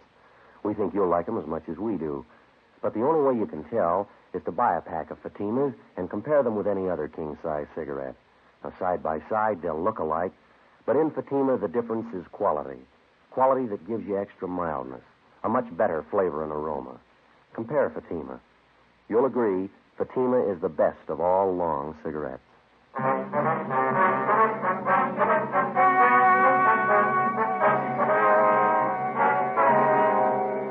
The suspect, Philip Elwood Holloway, was found guilty on all counts. He was sentenced to 10 years in the federal penitentiary. 5 years of his sentence was suspended, and he was placed on probation. One of the conditions being that he make restitution of the stolen money.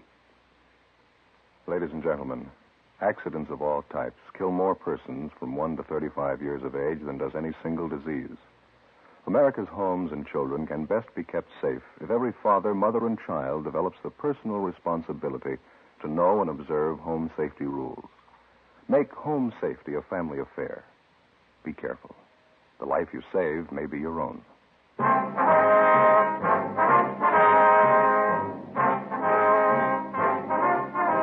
You have just heard Dragnet, a series of authentic cases from official files. Technical advice comes from the Office of Chief of Police W.H. Parker, Los Angeles Police Department. Fatima Cigarettes, best of all long cigarettes, has brought you Dragnet, portions transcribed from Los Angeles. Stay tuned for Counter Spy, next over most NBC stations.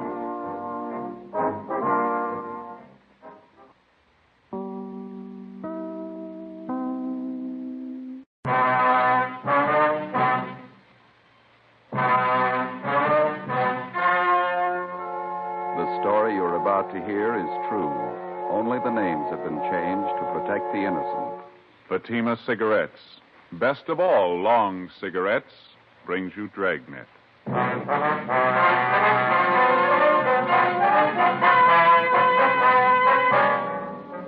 You're a detective sergeant. You're assigned to narcotics detail. You receive information that one of your city's most fashionable hotels is being used as the clearinghouse for high-grade heroin. Evidence points to a narcotics ring, the center of distribution. Your job, break it.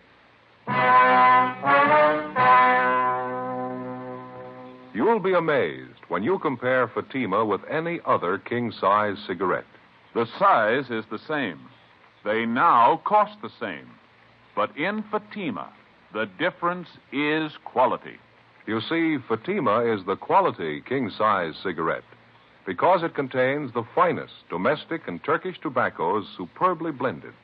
And Fatima is extra mild, with a much different, much better flavor and aroma than any other long cigarette.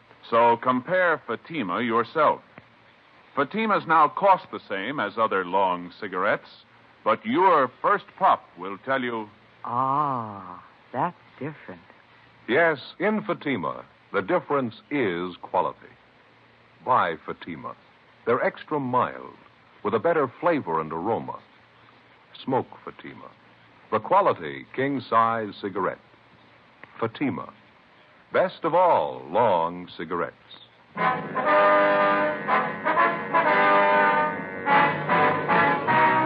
Dragnet, the documented drama of an actual crime. For the next 30 minutes, in cooperation with the Los Angeles Police Department, you will travel step by step on the side of the law through an actual case transcribed from official police files. From beginning to end, from crime to punishment, Dragnet is the story of your police force in action.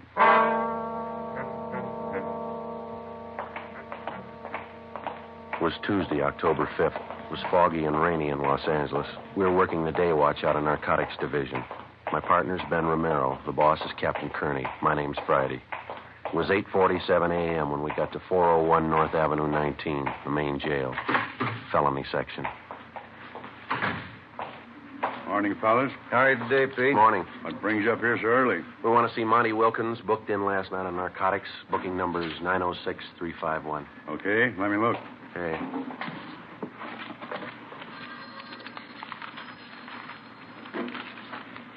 Here it is. He's in 103. Thank you, Pete. I'll put it in the book here, Joe. Okay. Here's my gun. You want to check it with yours? Yeah, right. I'll put him away. Okay, Pete.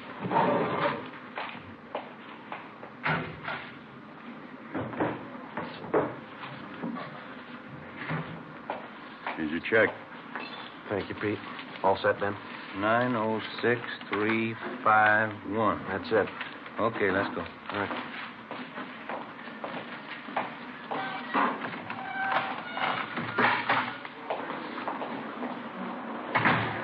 Hi. We want to talk to Monty Wilkins. He's in 103. All right, we'll get him.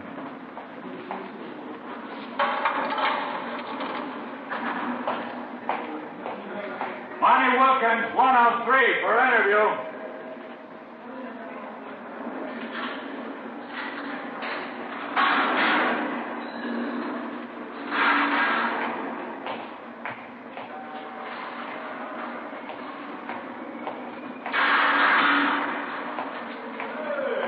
Hello, Friday. Ben? Hi, Monty.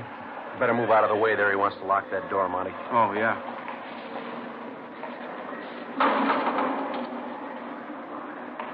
Let's go around the corner to the interview room, Monty. All right. Man, this is awful. What's the matter? Don't you feel good? I feel awful. Pretty sick. You look bad. I'll get the light. Okay, Ben.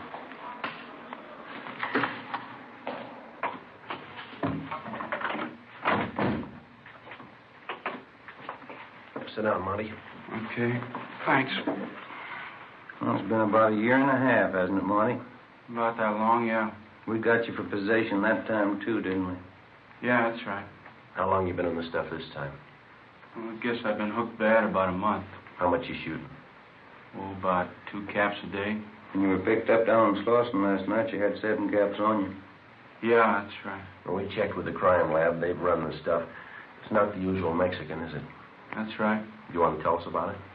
Yeah, it's good stuff. It's not Mexican. We know that, Monty. Where'd you get it? Haven't had anything like that for a long time. Real good.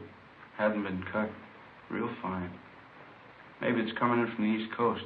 Can't get nothing like that from Mexico. Now, look, Monty, we ran the stuff through the lab. We know it's high-grade heroin. We know all about it. Now, I want you to tell us where you've been getting it. Well, you know how it is. You want to ask the impossible of me? My life wouldn't be worth a penny. You know how it is. We handled you a year and a half ago, didn't we, Monty? Yeah. You're still around, aren't you? Yeah, I did time, though. Well, you knew that going in. You're going to do time this trip, too. So don't shoot us that line, huh?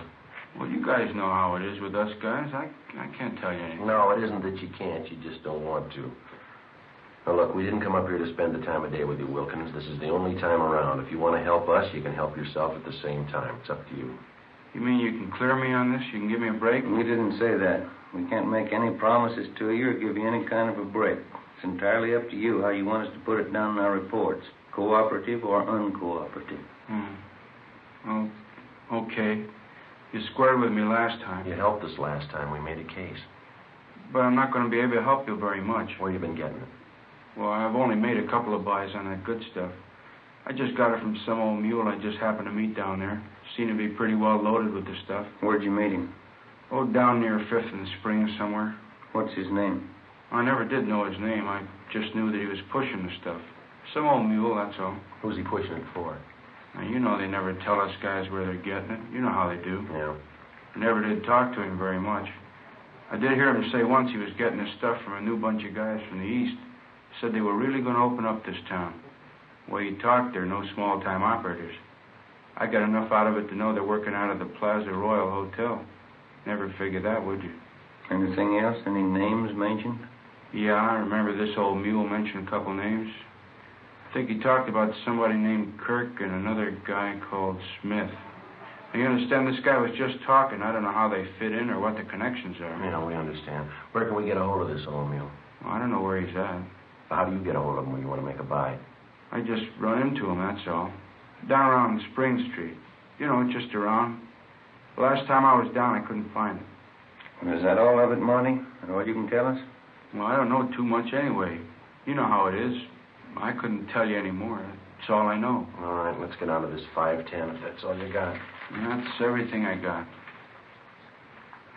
Hope you fellas will write me up okay. I think I helped you quite a bit, haven't I? One of the best hotels in town, Plaza Royal. Never would have figured that, would you? Maybe. I've told you quite a lot. The rest ought to be easy. No, you're wrong there, Monty. Why? You haven't told us the name of your mule. You haven't told us where we could find him. You haven't made it so easy. Well, that's all I have. I've told you a lot. Yeah, there's a lot you didn't tell.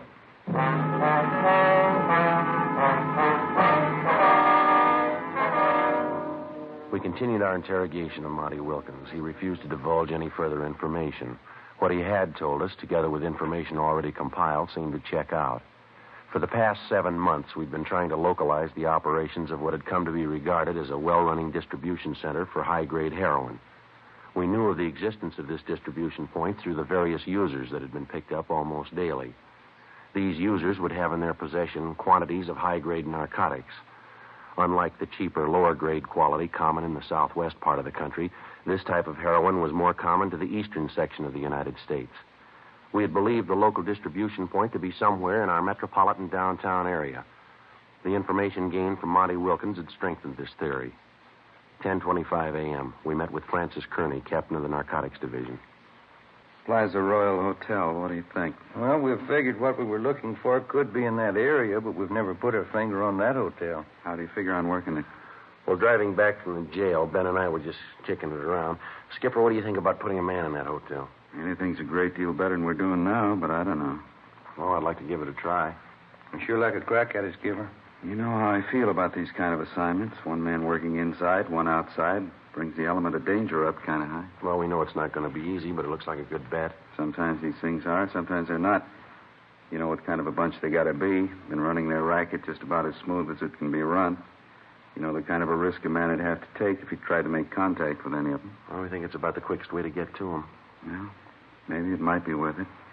You got any ideas how you'd like to work it? There's just one thing. We haven't come to any decision who's going in and who isn't. Well, I think I ought to be the one to work it from the inside of the hotel with Ben working outside as a contact. I don't know why we can't just turn that around. Last time you had the rough end. Joe, you just got back from your vacation about 3 weeks ago, didn't you? Yeah, that's right. Didn't you stay down in Arizona? Phoenix, wasn't it? Yeah. You know the town very well? Well, I've got some relatives down there, yeah. If they started asking you any questions about Phoenix, you could fill them in, huh? I think so. That's probably the best way to settle it, Romero. Friday he'll be in a better position knowing a little about Phoenix. I don't see how you figured that way. I went on my vacation, too. Columbus, Ohio. Well, because of the type of stuff that's been coming in, don't you think it'd be a little safer bet to have our man come from somewhere out this way rather than from the east? Yeah, it makes sense. Well, you did it again, Joe. You beat me out. All right, let's figure it this way. You're a local Phoenix hoodlum. Things got too hot for you down there, and you came up to L.A. to cool off. Yeah.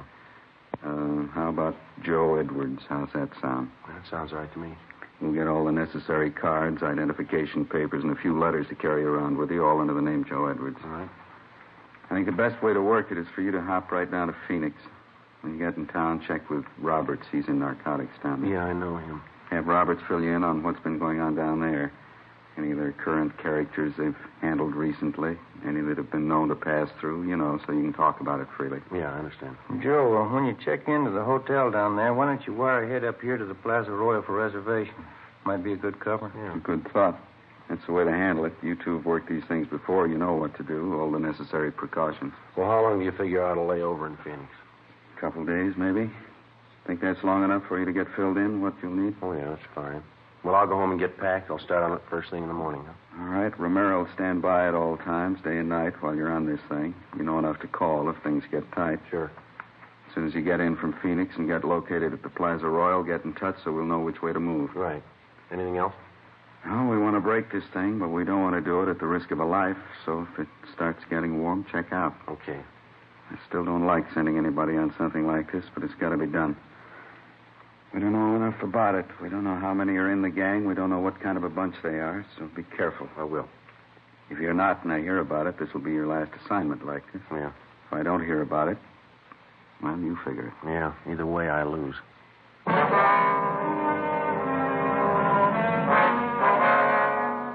I went over to the photo room at the crime lab and picked up the identification papers that had been made out in the name of Joe Edwards. I went home and removed all Los Angeles labels from the clothing that I was to take with me to Phoenix, Arizona. I removed all my personal identification and Los Angeles Police Department credentials. I left my service revolver home and borrowed a .38 automatic from Ben. I packed it in my suitcase. The crime lab also furnished me with a package or a bindle made to resemble the usual form in which a person would carry heroin. I packed this in my suitcase. Before my departure, Ben and I went over the proposed plan as best we could. I was to arrive from Phoenix under the assumed name of Joe Edwards. I would register at the Plaza Royal Hotel in downtown Los Angeles and attempt to make arrangements to participate in a narcotics buy for the purpose of gaining sufficient evidence to apprehend the narcotics ring. I was to keep Ben informed as best I could of my progress. As outlined by Captain Kearney, I arrived in Phoenix and contacted Sergeant Roberts at the Detective Bureau down there. He furnished me with all the necessary information and assisted me in acquiring local Phoenix clothing store labels to have sewn in my clothing. I obtained everything possible to make it appear that I was a long-time resident of Phoenix, Arizona. Several dummy hotel bills were made up for me to make it look as if I'd lived there for a period of time. I was furnished with an Arizona driver's license, a membership in the local social club, and a voter's registration stub. These were all packed in my suitcase. October 9th, 10 a.m., I arrived at the Plaza Royal Hotel, the front desk. Yes, sir? My name's Edwards. I'm in from Phoenix. Did you get my wire? One moment, sir. Yes, sir. Joe Edwards? Yeah, that's right. Would you sign the register, please? Yeah, all right.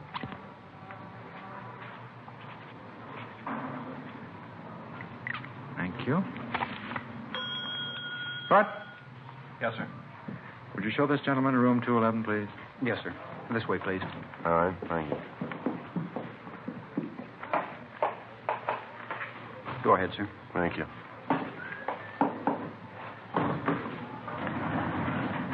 Two, please. Not very nice weather to arrive in Los Angeles, is it, sir? No, not too good. I see by the stickers on your bags you've been through Arizona. Yeah, that's right. Must be nice weather down there, huh? Yeah, it's all right. This way, sir. Thank you.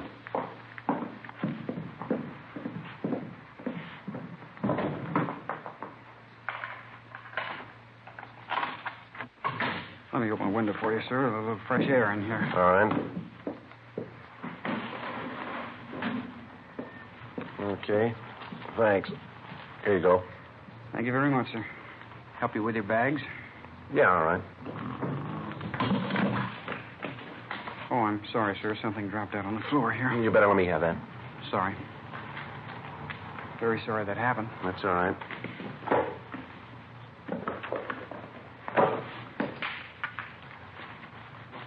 Mr. Edwards, while you're in town here, if there's anything I can do for you, don't hesitate to let me know. Yeah, okay.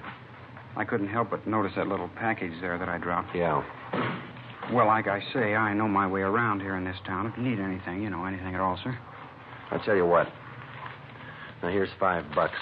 You never saw anything fall out of my bag there, right? Anything you say, sir. Okay. Thanks a lot. See you later, huh? Yes, sir. Anything else, sir? No, that'll be all. You remember what I told you, sir? Yeah, I was just going to say the same thing to you.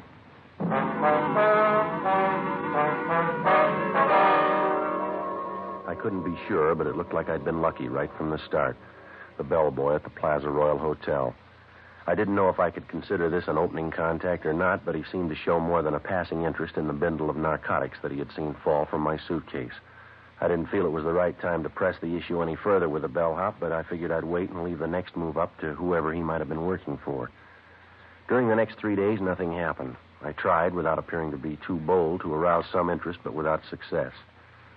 October 13th, my 5th day at the Plaza Royal Hotel, 6 p.m. I went in the bar off the main lobby. I beg your pardon? Yeah. Kirk Harding's my name. I noticed you here in the bar the last couple of nights. You up here to buy a little, or are you selling? I don't believe I follow you, Harding. Look, boy, we've had you tabbed since that first day you hit town, October 9th. We haven't been out here too long ourselves. We're in business, too. Same business you're in. Well, I don't know what kind of business you think I'm in, but you got it figured wrong, mister. You know, this entire matter would work out much better for you in the long run if you'd level with me. You're just going to make it tough on yourself this way, Edwards. Well, I'm sorry. You lost me way back somewhere. All right, let's do it the hard way. You're up here from Phoenix. We know you've got some stuff with you. We know you're not a user. You're a member of the social club down there. You're a registered voter. Well, you've been working real hard, haven't you? Well, there's more. You got 2 pieces of luggage. You're carrying a .38 automatic. Any more? Yeah. There's a telegram from a friend of mine down in Phoenix. Yeah? We know all about you, mister.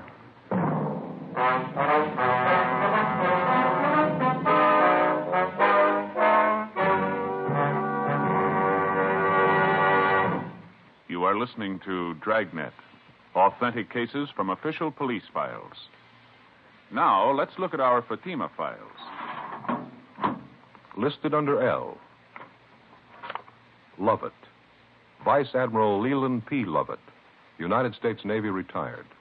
He says, I smoked Fatimas when I was a midshipman. I still do, because they have a better flavor and aroma. Fatima is easily the best of all long cigarettes.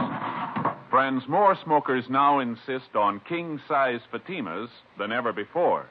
Because in Fatima, the difference is quality. quality of tobaccos. The finest domestic and Turkish varieties, extra mild, superbly blended, to give you a much different, much better flavor and aroma. Quality of manufacture. Smooth, round, perfect cigarettes. Rolled in the finest paper money can buy. Manufactured in the newest and most modern of all cigarette factories. Quality, even to the appearance of the bright, clean, golden yellow package, carefully wrapped and sealed to bring you Fatima's rich, fresh, extra mild flavor. So, if you smoke a king-size cigarette, compare Fatima. You'll find they now cost the same. But your first puff will tell you... Ah, that's different. Yes, in Fatima, the difference is quality. Buy Fatima. Smoke the quality king-size cigarette. Fatima. Best of all long cigarettes.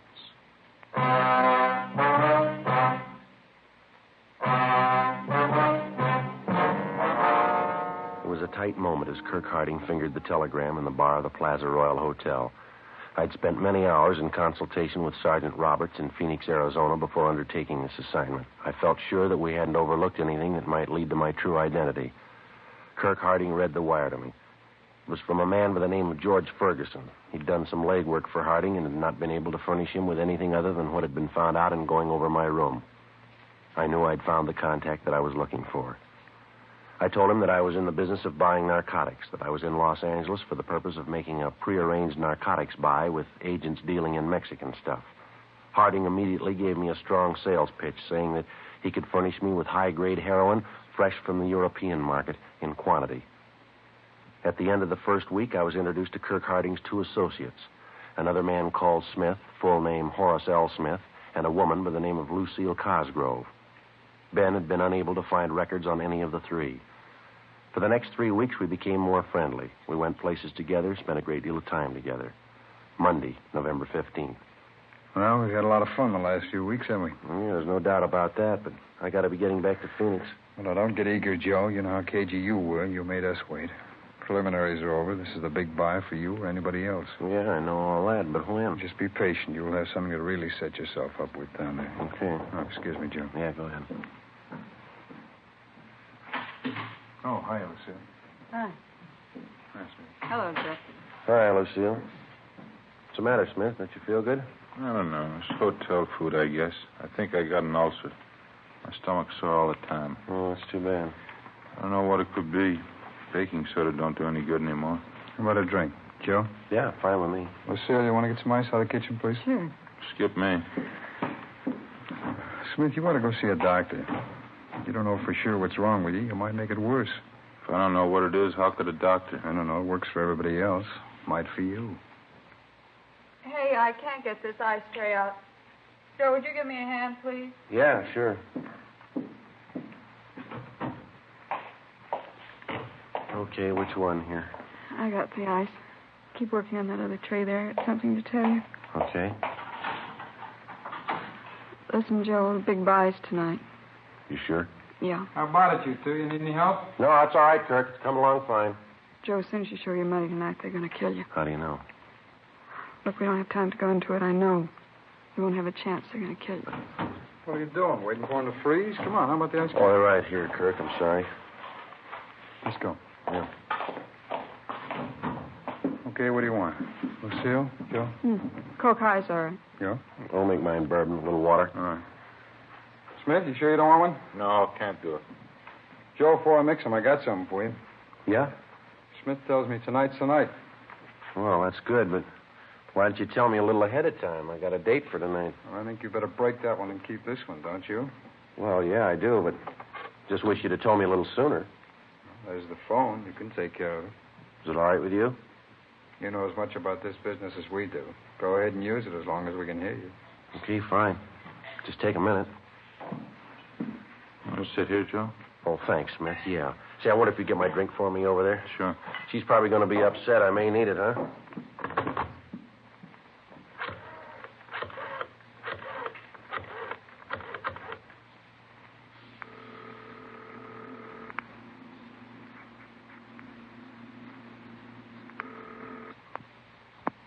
Romero talking. Hi, honey. This is Joe. Oh, yeah, Joe. I'm sorry I won't be able to make it tonight, dear. You can't talk, huh? That's right, dear. No, I just can't get out of it. I'll do the talking, Joe. Is it by tonight? Yeah, well, it just came up all of a sudden. Where do you know? No, darling, I can't tell you where I'm going. You couldn't go along anyway. Okay, we'll be with you 5 minutes from now all the way. Where are you now, at the hotel? Well, that's the way it is, and I can't help it, that's all. Maybe we can get together later, huh? We'll use one car, Joe. We'll stick as close as we can to you. One car ought to be safe, huh? Well, that's better, honey. Now, that's the way I like to hear you talk. I'm sorry. And I'll see you later, huh? We'll be with you. Okay, dear. Well, she still love you? Yeah, she loves me. 15 minutes after I hung up, we went downstairs and got into a green Chrysler sedan. It was parked out in front of the hotel. I looked around. I didn't see Ben or any of our cars in sight. Smith drove, and Kirk and I got in the back seat. The woman, Lucille Cosgrove, remained at the hotel. I didn't know which of the two men was planning to kill me, but I felt sure Lucille Cosgrove told me the truth. Her information on the buy was right, and maybe this other was correct as well. We drove out Figueroa Street for about 16 miles. At this point, it became evident we were heading for the Los Angeles Harbor area. You ever see a fog as thick as this, Joe? No, never have. Can't see 50 feet in front of me. Yeah, well, just take it easy. Nobody's in a hurry. That's right. Don't want to pile up anywhere. Where are we going? We're almost there. This your car here? I've never seen this one before. No, we rented it. Isn't that the way you operate? Yeah, that's right. I just wondered if you played it as safe as I do. We do. I'm going to swing in this next alley up here, Kirk. Somebody tailing us? Kill your lights. Right. See anything out the back window? Wait a minute.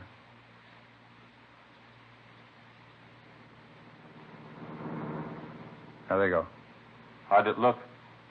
Two guys in the front seat. Could have been somebody. What do you think, Joe? How'd it look to you? Well, whoever it was, we lost him anyway. Yeah. Oh, okay, let's go.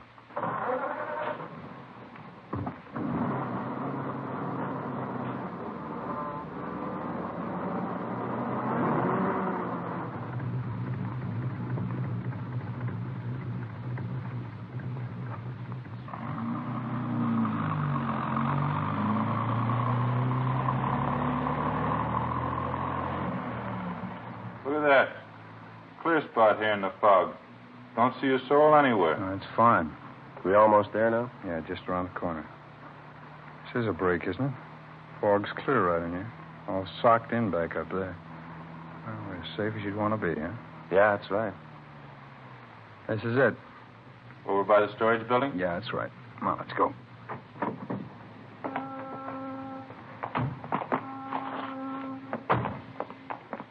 Over this way, Joe. What's over there in that building? We're not going inside, just over there in that alcove. All right, this is it, Joe. Let's see the money. Well, wait till I see the stuff, huh? You don't trust anybody, do you? What are you trying to prove? Well, I didn't like what he said. You're not going to like what I got to say either. Freeze, mister. Stop it, you! Watch it, Ben!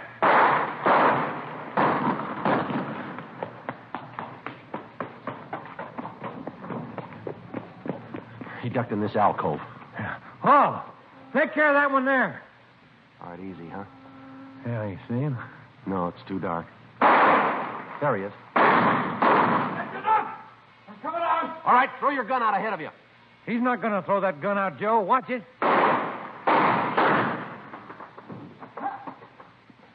Come on.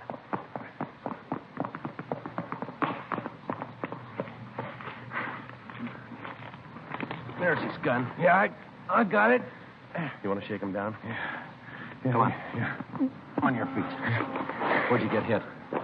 I show. Let me see. You're all right. Just grazed you. You're a cop, aren't you? Yeah, that's right. Now, come on, let's go. Where's the stuff? On the back seat in my car. Now, you tell me something. Why'd you slug Smith? I just wanted something I knew you'd never give me. What's that? An even chance.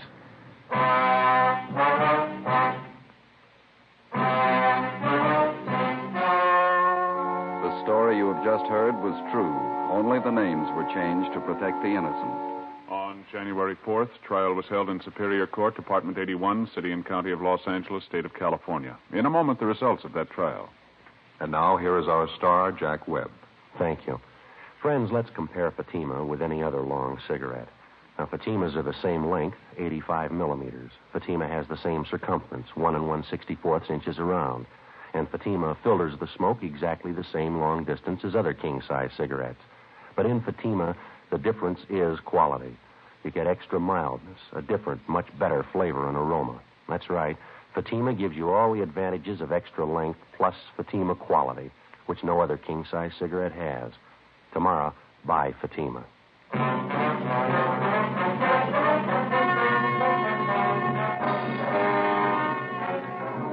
All three suspects, Kirk Arthur Harding, Horace L. Smith, and Lucille Marie Cosgrove, were convicted for violation of the State Narcotics Act, a felony. Harding and Smith were convicted on one count of attempt to commit murder. They are now serving their terms as prescribed by law in the state penitentiaries. You have just heard Dragnet, a series of authentic cases from official files. Technical advice comes from the Office of Chief of Police W.H. Parker, Los Angeles Police Department. Fatima Cigarettes, best of all long cigarettes, has brought you Dragnet portions transcribed from Los Angeles. Stay tuned for Counter Spy next over most NBC stations.